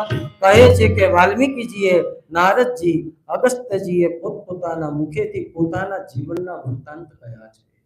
નારદજી અહીંયા વાલ્મીકીજી પોતાનું વૃત્તાંત કહે છે કે હું પહેલા શિકારી હતો, જંગલમાં જતો, મારતો, લોકોને લૂંટતો, લૂંટફાટ કરતો, પણ એક સમયે વિચાર આવ્યો અને ત્યારે નારદજીએ ઉપદેશ કર્યો કે આ બધું કોના માટે? કહ્યું કે બૈરી છોકરા માટે. કીધું બરાબર છે, જ્યારે આનું ભોગવવાનું આવશે ત્યારે કોણ ભોગવશે? તો કીધું બધાય ભોગવશે. તો કે એકવાર પૂછી લો ઘરે જઈ. ઘરે જઈને પૂછ્યું વાલ્મીકીજીએ કે હું આ ચોરી કરું છું, ચપાટી કરું છું, કોકને મારું છું, લૂંટું છું, આનું પાપ મને લાગે છે, તો એમાંથી તમે ભાગીદારી બનશો? એટલે ઓલા બધાએ કીધું ના, એ જવાબદારી તમારી છે, અમારું ભરણ પોષણ કરવાની, પણ એનો મતલબ એ નથી કે તમારા પાપમાં અમે પણ ભાગીદારી બનીએ. ત્યારે વાલ્મીકીજીને સમજાણું કે હું આ શું કરી રહ્યો છું અને કોના માટે કરી રહ્યો છું. આ કથા એ બતાવે છે કે જીવનમાં પરિવાર માટે જો ખોટા રસ્તેથી ધન કમાતા હોય અને એવું વિચારતા હોય કે હું મારા પરિવારને ખોટા રસ્તેથી કમાઈને સુખી કરી દઉં, તો એ પરિવાર તો સુખી થશે, પણ કર્મનું પોટલું તમે પોતે બાંધો છો. અને એટલે જ આપણે બધા બોલીએ છીએ શું? પાપના પોટલા અને પુણ્યની પોટલી. બરાબર. પાપના પોટલા હોય અને પુણ્યની પોટલી હોય. એટલે ભાવ એ કરવાનો શું તો પાપની પોટલી બને અને પુણ્યના પોટલા બને. અને કેવી રીતે બને તો આવા સત્કર્મથી જ બને. વાલ્મીકીજીને જ્ઞાન થયું, નારદજીએ ઉપદેશ કર્યો અને તે સમયે શું શરૂ કર્યું તો રામ નહીં પણ મરા મરા મરા મરા ઊંધું બોલીને પણ વાલ્મીકીજીનો ઉદ્ધાર થયો. એ જ પ્રમાણે અગસ્ત્ય મહારાજનું કહે છે, વેદવ્યાસજીનું કહે છે, જેમણે ઘણા બધા પુરાણો લખ્યા પણ અંતે ભાગવતજીની રચના ન કરી ત્યાં સુધી મનને શાંતિ નથી મળી. 17 પુરાણની રચના કર્યા પછી પણ મન દુઃખ છે, મનની અંદર ખૂબ ઉત્પાત છે. નારદજી પ્રગટ થયા, ચતુશ્લોકી ભાગવતનું જ્ઞાન આપ્યું અને એમાંથી વ્યાસજીએ વિસ્તાર કર્યો. એટલા માટે થઈને જ એ વ્યાસ કહેવાય. કેમ તો નાની વસ્તુઓને મોટી કરે એનું નામ વ્યાસ. અને એ પ્રમાણે વ્યાસજીએ 18 પુરાણો રચ્યા. અગસ્ત્ય મુનિની પણ કથા કહી છે. ત્યાં સુધી કહ્યું છે કે સ્થળચર, જલચર, નભચર. હવે આમાં સ્થળચરમાં કોણ આવે? આપણે બધા એક કથા જાણીએ છીએ, જે ગજેન્દ્ર મોક્ષની કથા. આપણને બધાને ખબર છે કે પાણીની અંદર મગરી પગ પકડે અને ત્યારે એક જ વાર નારાયણ બોલે છે અને નારાયણ, નારા બોલે ત્યાં તો ભગવાન દ્વારકાથી નીકળી જાય છે અને યણ બોલે ત્યાં ભગવાન સામે ઊભા છે. બરાબર? કેમ તો આ જ બધી વસ્તુઓ બતાવે છે. એ જ પ્રમાણે કીધું છે કે જટાયુ, જેનામાં શક્તિ નહોતી રાવણ સામે ઝઘડો કરવાની કે જીતવાની, ખબર જ હતી કે મૃત્યુ નિશ્ચિત છે, પણ તે છતાં પણ એ ભાવ કર્યો કે જીવ છે ત્યાં સુધી ધર્મનો સાથ આપીશ, ભલે મરી જવું પણ પ્રયત્ન તો પૂરેપૂરો કરીશ. કેમ તો કે કાલ ઉઠીને મને ભગવાન મળશે તો એવું ના કે તમે જોયું પણ તમે કંઈ કર્યું નહીં. આ જ ભાવ સ્થળચલ, નભચર જે પણ છે, બધા જે પણ છે બધાને જો ભગવાન રામચંદ્રની ચરણ રજથી વિચાર કરીએ કે એક નારી જે પથ્થર બન્યા, શિલા બન્યા અને ભગવાનની રજ માત્રના સ્પર્શથી એ અહલ્યા પાછા નારી બન્યા. તો અહીંયા ભાવ એ જ છે કે પ્રભુના નામનું વર્ણન. અને આ બધું કેવી રીતે મળે તો કહે છે કે વિનુ સતસંગ વિવેક ન હોય, વિનુ સતસંગ વિવેક ન હોય, રામ કૃપા વિનો સુલભ ન સોય, રામ કૃપા વિનો સતસંગત મુદ મંગલ મૂલા, સતસંગત મૂલ મંગલ મૂલા, સોઈ ફલ સિદ્ધિ સંસાન મૂલા, સોઈ ફલ સિદ્ધિ સંસાન. કહે છે કે આ દરેક વસ્તુઓની પ્રાપ્તિ સત્સંગ વગર ક્યારેય થતી નથી. વિનુ સત્સંગ વિવેક ન હોય, સત્સંગ વગર વિવેક નથી મળતો. વિવેક એટલે શું તો સાચું શું ખોટું શું એનો વિવેક ક્યાંથી મળે? આવા સત્કર્મ કર્યા હોય કે આવી સારી વસ્તુઓને સાંભળી હોય તો જ ખબર પડે કે ક્યાં જવાય અને ક્યાં ન જવાય, શું કરાય અને શું ન કરાય. આ દરેક વસ્તુનું જ્ઞાન આપણને માત્ર અને માત્ર સત્સંગથી જ પ્રાપ્ત થાય. પણ ઘણી વખત સત્સંગમાં જતા હોય ને ત્યારે શું થાય, કોઈ ખરાબ લોકો મળી જાય, સઠ લોકો મળી જાય તો જતાને પણ રોકી દે. ઘણી જગ્યા ઉપર એવું આપણે જોઈએ. એટલે આગળ તુલસીદાસજી શું કહે છે, સઠ સુધરહી સત સંગતિ પાઈ, સઠ સુધરહી સત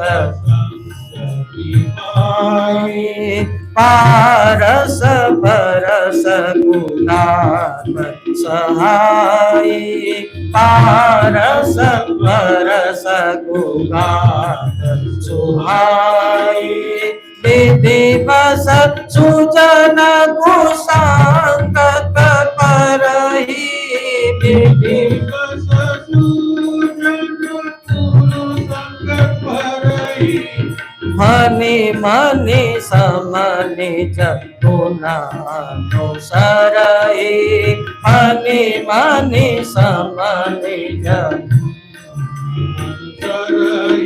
જેમ એક પારસમણી નો સ્પર્શ લોઢાને થાય તો એ લોઢું પણ સુવર્ણ બને છે.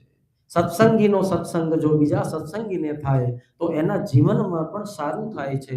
પણ ઘણી જગ્યા ઉપર જોવા જઈએ કે સત્સંગ કરવો હોય, સત્સંગી હોય, બીજા પણ સત્સંગી હોય, પણ એકાદ જો એમાં આવી જાય, એવું કહીએ ને આપણે કે કેરીનો ટોપલો આખો સારો હોય પણ એક કેરી જો એમાં બગડે તો એ ધીમે ધીમે આખા ટોપલાને બગાડે. એટલે નારદજીએ જેવા સજ્જનોને વંદન કર્યા ને, અને તરત ને તરત પાછળ વંદન કર્યા છે કોને?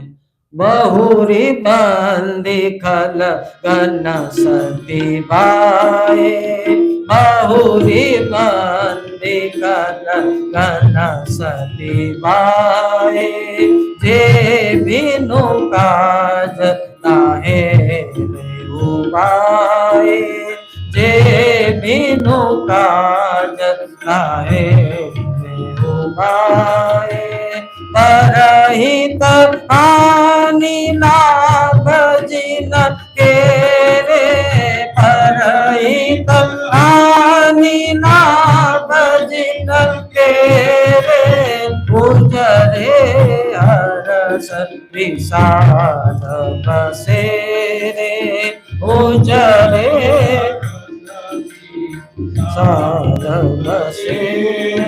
કહે છે કે હું ખરા ભાવથી, ખરા હૃદયથી દુષ્ટોનું પણ વંદન કરું છું.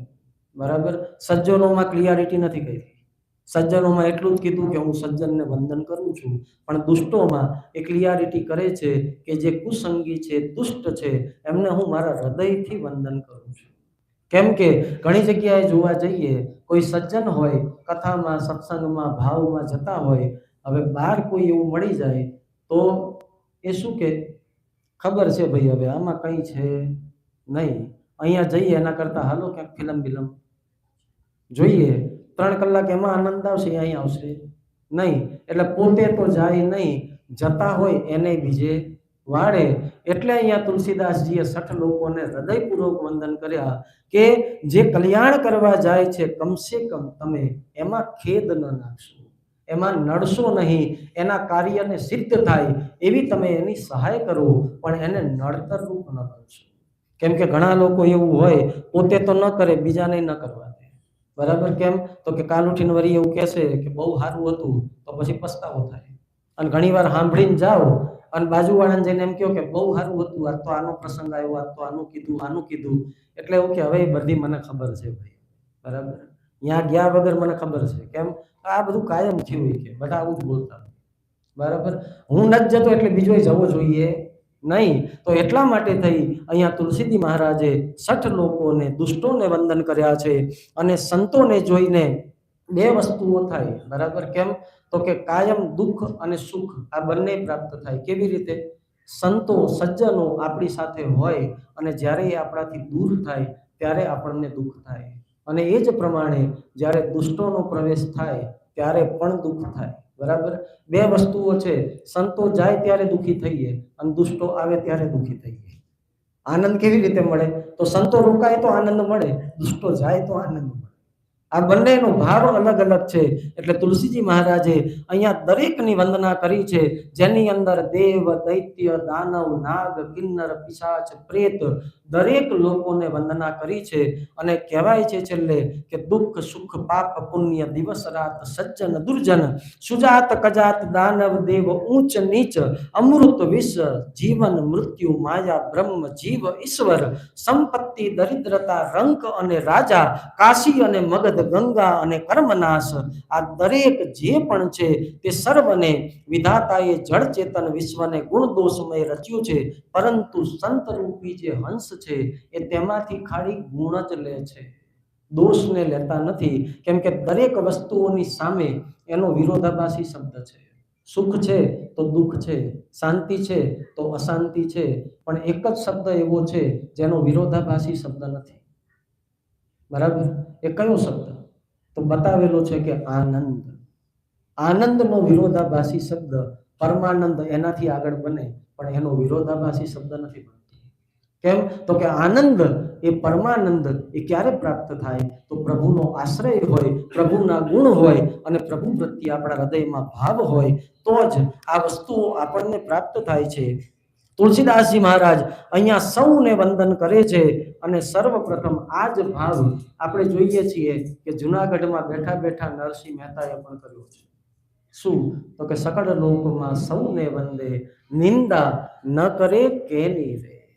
કોઈની પણ નિંદા ન કરે, એને બીજી કોઈ વસ્તુની જરૂર પડતી નથી. અહીંયા તુલસીદાસજીએ પણ એ જ પ્રમાણે બધાને વંદન કર્યા અને ત્યાર પછી અંતમાં જે રામચરિતમાનસ અમુક ચોપાઈ જે આપણે સબ જગ જાની કરહુ પ્રણામ જોરી જુગ પાની કરહુ પ્રણામ જોરી જુગ પાની. બધાયની અંદર કોણ છે? તો કહે છે કે પુરુષ માત્રની અંદર ભગવાન રામ છે અને સ્ત્રી માત્ર અંદર માં સીતા છે. એ ભાવથી તુલસીદાસજી મહારાજ કોઈ મતલબ નથી, હું મારા સુખ માટે અને મારા આનંદ માટે જ આ બધી વસ્તુઓ કરી રહ્યો છું. અને પોતાનું જ્યારે વર્ણન આવે છે ત્યારે કહે છે કે હું કેવો? તો મતિ અતિ નીચ ઊંચી રુચિ આ છે. મારી બુદ્ધિ કેવી છે? તો કહ્યું કે અલ્પ છે અને સાથે સાથે નીચ પણ છે, ખરાબ છે. પણ મારી આશાઓ કેવી? તો કહે છે કે આશાઓ બહુ ઊંચી છે. ઊંચી આશા શું? તો મારે ગુણ કોના ગાવા? તો કહે છે કે રઘુનાથના ગુણ ગાવા છે. એ મારા જીવનની મોટામાં મોટી ઊંચી આશા છે. અને આશા એ પણ કરું છું શું? તો કે જેવી રીતે જો બાલક તો પરી માતા, જો બાલક તો પરી માતા, સુનહી હસિયાઈ ક્રૂર કુપિલ કુવિચારી, હસિયાઈ ક્રૂર કુપિલ કુવિચારી, જે પર ભૂષણ ભૂષણ હારી, જે જેમ એક બાળક નાનું જેને બોલતા નથી આવડતું એ તોતડી ભાષા બોલે અને તોય માતા પિતા રાજી થાય. એ જ કહે છે અહીંયા કે હું મારી તોતડી ભાષામાં આ વર્ણન કરું છું, પણ મને વિશ્વાસ છે કે જે સજ્જન છે, જે સાધુ છે, રઘુનાથ છે, એ આનાથી પ્રસન્ન બનશે. અને સાથે સાથે એ પણ ક્લિયરિટી કરી દીધી કે જે દુષ્ટો છે એ આમાં હસશે, મારા કાઢશે, મારી નિંદા પણ કરશે. પણ એ જ ભાવ છે શું? તો કે સજ્જનને આ વસ્તુ બહુ ગમશે. આપણા બધાના જીવનમાં જે જે પ્રસંગો થાય છે, જો શાંતિપૂર્વક ધ્યાનથી આને સાંભળીએ તો આ બધા પ્રસંગો આપણા જીવનમાં હોય છે. બરાબર? 70-80 વર્ષના દાદા હોય, ઘરમાં 3-4 વર્ષનું છોકરું, બરાબર, પણ એ દાદા તોય રાજી થાય. કેમ? તો કે છોકરો એક નવો શબ્દ શીખ્યો. બરાબર? એ જ ભાવ છે અહીંયા તુલસીદાસજીનો કે હું જે પણ વસ્તુઓને અહીંયા કહું છું, જે પણ વસ્તુઓનું હું વર્ણન કરું છું, મને એટલી ખબર છે કે હું મારા શુદ્ધ હૃદયથી, મારી તોતડી ભાષાથી રઘુનાથજીનું વર્ણન કરી રહ્યો છું. તો એને અવશ્ય સંતો સ્વીકારશે, સજ્જનો સ્વીકારશે. પણ મને એ પણ ખબર છે કે દુષ્ટો આની નિંદા કરશે. પણ એ નિંદાની હારે મારે કોઈ લેવા દેવા નથી.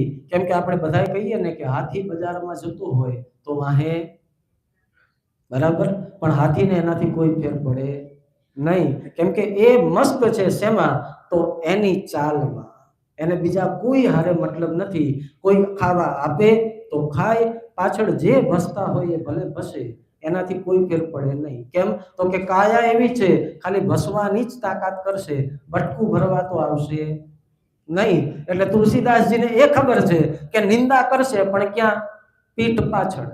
સામે તો કોઈ બોલવા આવતું નથી. અને વિચાર કરો, જો એક સત્ય વસ્તુ કહું આજે, તો એ છે કે કથાનો મતલબ શું? હમણાં તમને સિદ્ધાર્થભાઈએ કીધું એ પ્રમાણે, બરાબર, કથાને ઊંધું કરો, થાક ઉતારે, એ જ કથા. અને એનાથી પણ આગળ એક શબ્દ બીજો છે શું? તો કે દયા શબ્દ છે. દયાને ઊંધી કરો એટલે કે યાદ. જે ભગવાનની યાદ અપાવે એ જ કથા. બરાબર? પણ એના કરતા પણ વિશેષ એક વાત શું? તો કે જાહેરમાં પ્રાઇવેટ વાતો કરવી, એનું નામ છે કથા. બરાબર? હું અહીંથી જાહેરમાં જે પણ બોલું છું એમાં કંઈક વસ્તુ ક્યાંક કોકને ફિટ થતી હશે. બરાબર? પણ સિય રામમય સબ જગ જાની કરહુ પ્રણામ જોરી જુગ પાની. એટલે કોઈને આમાં પર્સનલી પહેરવાની થતી નથી. કેમ? તો કે આ અહીંયાથી જે બોલાવે છે એ જ આપણે બોલીએ છીએ. આપણું પર્સનલી કોઈ હારે વેર ઝેર દુઃખ કે કંઈ છે નહીં. અંતમાં તુલસીદાસજી એ જ વસ્તુ કહે છે કે આ કથા સાંભળવા આવ્યા હોય, કથાનું શ્રવણ કરવા આવ્યા હોય તો જીવનમાં જે પણ ગાંઠ પડી હોય એને છોડી નાખો. કોઈની સાથે નથી બોલતા, કોઈની સાથે અબોલા, આ નથી ગમતો, વ્યવહાર કાપી નાખ્યો, તો આજે એક ફોન કરી એ વ્યવહાર સુધારી દેજો. કેમ? તો કે જેની કથા સાંભળવા બેઠા છો એ માનતા નથી, એ ભવસાગરમાંથી આપણને છોડાવે છે. અને જો મનમાં ગાંઠ લઈને બેઠા તો એ પણ આપણને છોડાવી નહીં શકે. એટલે ભાવ એ જ છે શું? તો કે જે પણ છે બધાને વંદન કરી. અહીંયાથી જો નમનમાં જે તાકાત છે એ તાકાત આ દુનિયામાં બીજા કોઈમાં નથી. આપણે બધા ગુજરાતીમાં બોલીએ છીએ વંદે, એ સૌને ગમે. વંદનમાં જે તાકાત છે વેર સમાવવાની, એ તાકાત શસ્ત્રમાં નથી. કેમ? તો શસ્ત્રથી વેર વધે અને વંદનથી વેર ઘટે.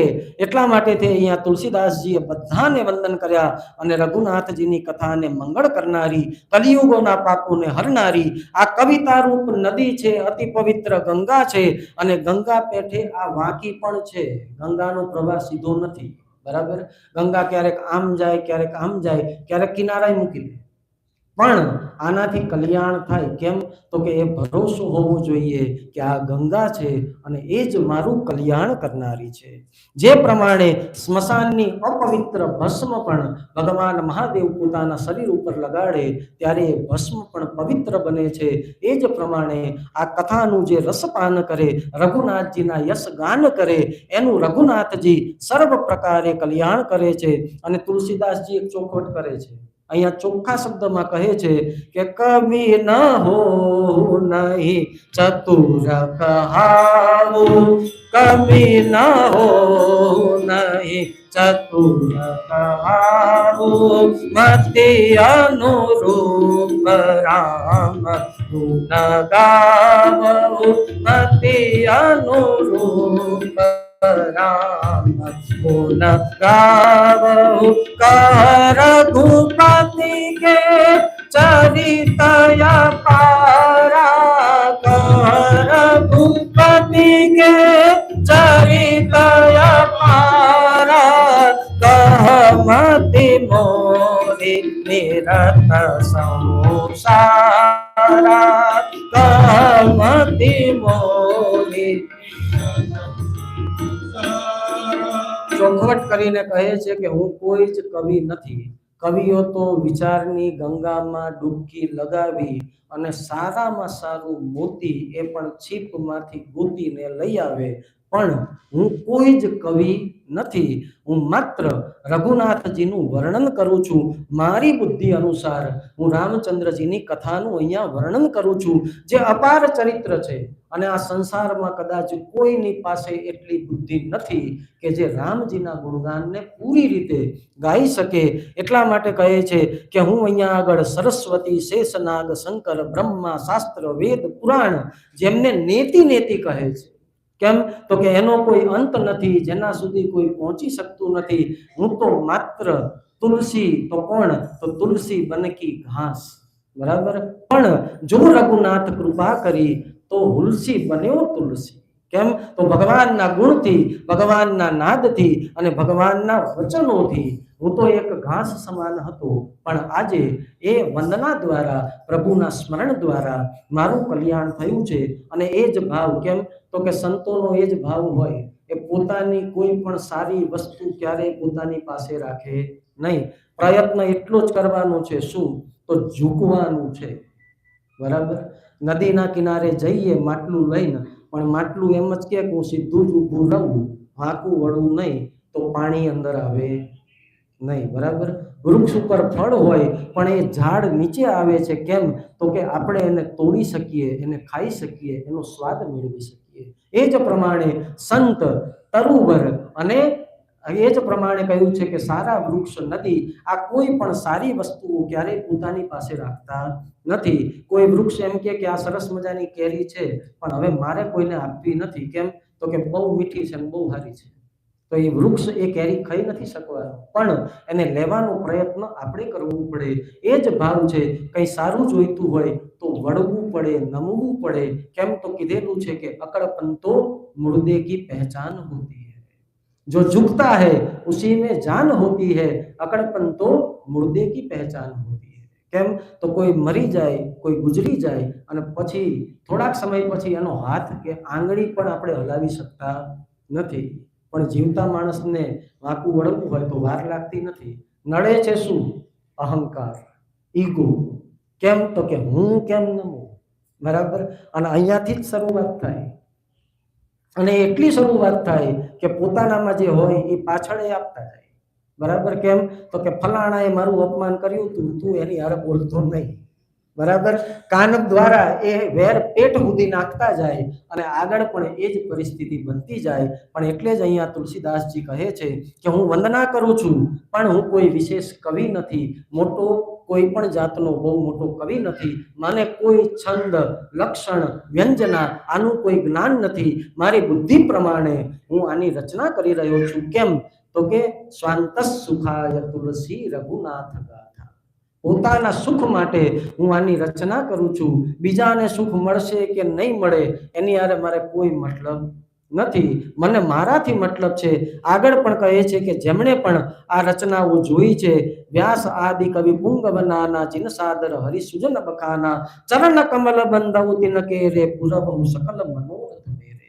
જેમણે જેમણે આવી રચનાઓ કરી છે એ બધાને હું વંદન કરું છું. જેની અંદર વર્ણન કોનું કર્યું તો વ્યાસજીનું કરે છે, અલગ અલગ બધા કવિઓનું કરે છે. દરેકને અહીંયા વંદન કરી અને ત્યાર પછી સૌથી અંતમાં પુનિ બંધઉ શારદ સુર સરિતા, પુનિ બંધઉ શારદ સુર સરિતા, જુગલ પુનીત મનોહર ચરિતા, જુગલ પુનીત મનોહર ચરિતા, મચન પાન પાપ રહેકા, મચન પાન પાપ રહેકા, કત સુનત એક હર વિવેકા, કત સુનત એક હર અવિવેકા. કહે છે કે હું માં સરસ્વતી તથા ગંગાજીને વંદન કરું છું. બંને પવિત્ર અને મનોહર ચરિત્ર વાળા છે. એક ગંગાજીનું સ્નાન કરવાથી, જળ પીવાથી પાપો હરાય છે, અને બીજા સરસ્વતીના યશ અને ગુણનું વર્ણન અને સાંભળવાથી અજ્ઞાન દૂર થાય છે. માં સરસ્વતીની વંદના કરી છે, ગંગાજીની વંદના કરી છે, અને વંદના પછી સૌથી પહેલું વંદન ક્યાં કર્યું તો અવધપુરીને વંદન કર્યું છે. કહે છે કે બંધઉ અવધપુરી અતિ પાવન, સરજુ સરી કલી કલુષ નિસાવની, પ્રણવઉ પુર નર નારી બહોરી, મમતા જીન પર પ્રભુ હિ નથુરી. અહીંયા કહે છે કે હું અવધને વંદન કરું છું, અયોધ્યાને વંદન કરું છું, કળિયુગમાં જે સર્વ પાપને હરે છે, અને સાથે સાથે એમને પણ વંદન કરું છું કે જેમને શ્રી પ્રભુ રામની સાથે બહુ પ્રેમ છે. કેમ તો કહે છે પૂજ્ય રાજેન્દ્રદાસજી મહારાજ નું એક વચન છે, અને એમની એવી કથા છે કે જ્યારે રામજી વનમાં જતા હતા ને ત્યારે પાછળ પાછળ બધા વનમાં ગયા. એ કથા આપણે બધાને ખબર છે. પણ અહીંયા એ કહે છે કે જ્યારે એ બધા કથામાં જતા હતા ત્યારે એક પોપટ અને એક મેના બંને વાત કરતા હતા. અને પોપટ મેનાને કહેતો હતો કે ઓહો જુઓ તો ખરા રામજી માટેનો લોકોનો પ્રેમ કેવો, કે લોકો પાછળ પાછળ જાય છે. ત્યારે મેનાએ કીધું કે આ પ્રેમ નથી, સાચો પ્રેમ કયો તો એ મહેલમાં છે. કોણ તો કે દશરથ. રામ ગયા અને દશરથ સાવ ગયા. એ સાચો પ્રેમ. કેમ તો કે મારો ઈષ્ટ જો મારી સાથે ન હોય, મારા ઈષ્ટના મને આશીર્વાદ ન હોય તો આ દેહનું કોઈ કામ નથી. બાકી પાછળ તો જીવ જાય છે. આત્મા જેને રામ માને છે એ દશરથ મહારાજે પોતાનો જીવ એ જ સમયે છોડી દીધો. કેમ તો કે રામ નહીં તો મારું કામ શું. એટલે અહીંયા એ જ પણ તુલસીદાસજી વંદન કરવામાં કોઈને બાકી રાખતા નથી. બધાને વંદન કર્યા. માં કૌશલ્યાજીને વંદન કરે છે, દિશાઓને વંદન કર્યા, અને ત્યાં સુધી કહ્યું છે કે સીતાજીની નિંદા કરનારા ધોબીને પણ તુલસીજીએ વંદન કર્યા છે. નિંદક હોય કે પ્રશંસક હોય દરેકને વંદન કર્યા. ત્યાર પછી અહીંયા આગળ વંદન કરે છે દશરથ મહારાજને, અને પછી વંદન કર્યા છે જનકજીને, સપરિવાર વંદન કરે છે, અને પછી ભરતજીને. કેમ કે એવું કહેવાય કે ભરતજી કોણ છે? સૌથી જો સુંદર પાત્ર રામચરિત માનસનું કોઈ છે તો એ ભરતજી મહારાજ છે. કેમ? તો કે ભરતજીનો સ્વભાવ કેવો છે? ચંદન જેવો. ચંદન અને ઓરસિયો જેની પાસે હશે એને ખબર હોય કે પોતે ઘસાય, બરાબર, બંને વસ્તુઓ ઘસાતી હોય, અને ચંદન ઉતરે પછી પહેલું તિલક એને થાય અને પછી ભગવાનને તિલક થાય. ભરતજી જ્યારે ભગવાન પાછા આવ્યા અને તે સમયે બધાને જોવે છે ભગવાન.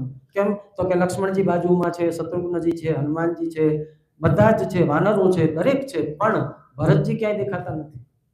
એટલે રામજી પૂછે છે હનુમાનજીને ધીમેકથી કે બધાય દેખાય છે, ભરત ક્યાં? એટલે હનુમાનજીએ કીધું કે દેખાશે નહીં. કેમ? તો કે એમની આદત છે એ કામ કરીને નીકળી જાય. ઘણાની આવી આદત હોય, કામ કરીને નીકળી જાય, અને ઘણાની એવી આદત હોય કામ કરીને કામ ગજાવે. બરાબર? કેમ? તો કે મેં કર્યું છે, આવું કોઈ કરીને દેખાડે. અને ભરતજી ક્યાં? તો ત્યારે હનુમાનજીએ કીધું કે તમને દેખાશે નહીં. તો કે કેમ? તો કે તમારા માથા ઉપર જે સરસ મજાનું છત્ર છે એ છત્રની પાછળ જે લાકડી છે એ પકડીને તમારા સિંહાસનની પાછળ જે બેઠા છે એ ભરતજી છે. બરાબર? જે નિસ્વાર્થ પ્રેમ, નિસ્વાર્થ ભાવ, નિસ્વાર્થ ભાવ. આપણને બધાને ખબર છે કે રામજી અને લક્ષ્મણજીએ જંગલ દુઃખ વેઠ્યા, તો ભરતજી મહારાજે નંદીગ્રામમાં દુઃખ વેઠ્યું.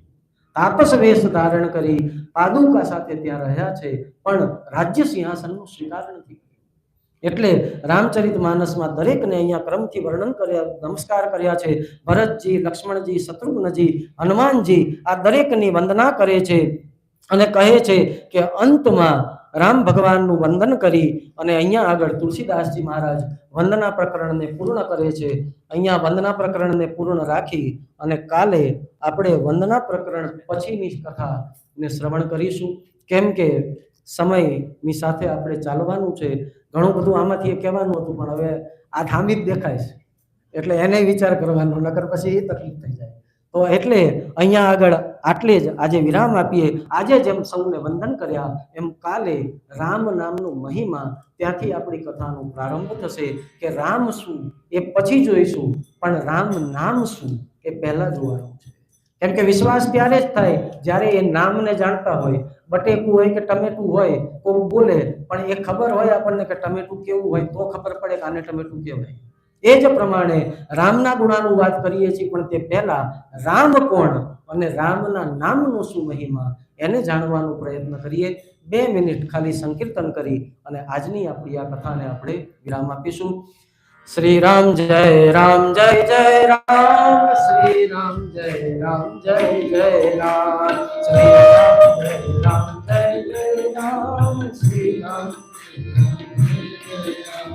श्री राम जय जय राम, श्री राम जय जय राम, श्री राम जय जय राम, श्री राम जय श्री राम जय जय राम, श्री राम जय जय राम, श्री राम जय जय राम, श्री राम जय जय राम, श्री राम जय जय राम, श्री राम जय जय राम, श्री राम जय जय राम, श्री राम जय जय राम, श्री राम जय जय राम, श्री राम जय जय राम, श्री राम जय राम, श्री राम जय जय श्री रामचंद्र भगवान की, श्री तुलसीदास जी महाराज की। ओम नमः पार्वती पतये हर हर महादेव हर।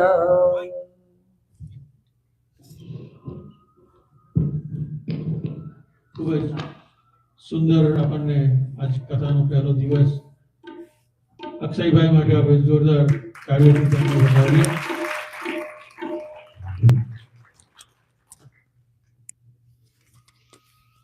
અક્ષયભાઈના ગુરુજી એટલે ભાઈ શ્રી રમેશભાઈ ઓઝા. તો આ કથા નિમિત્તે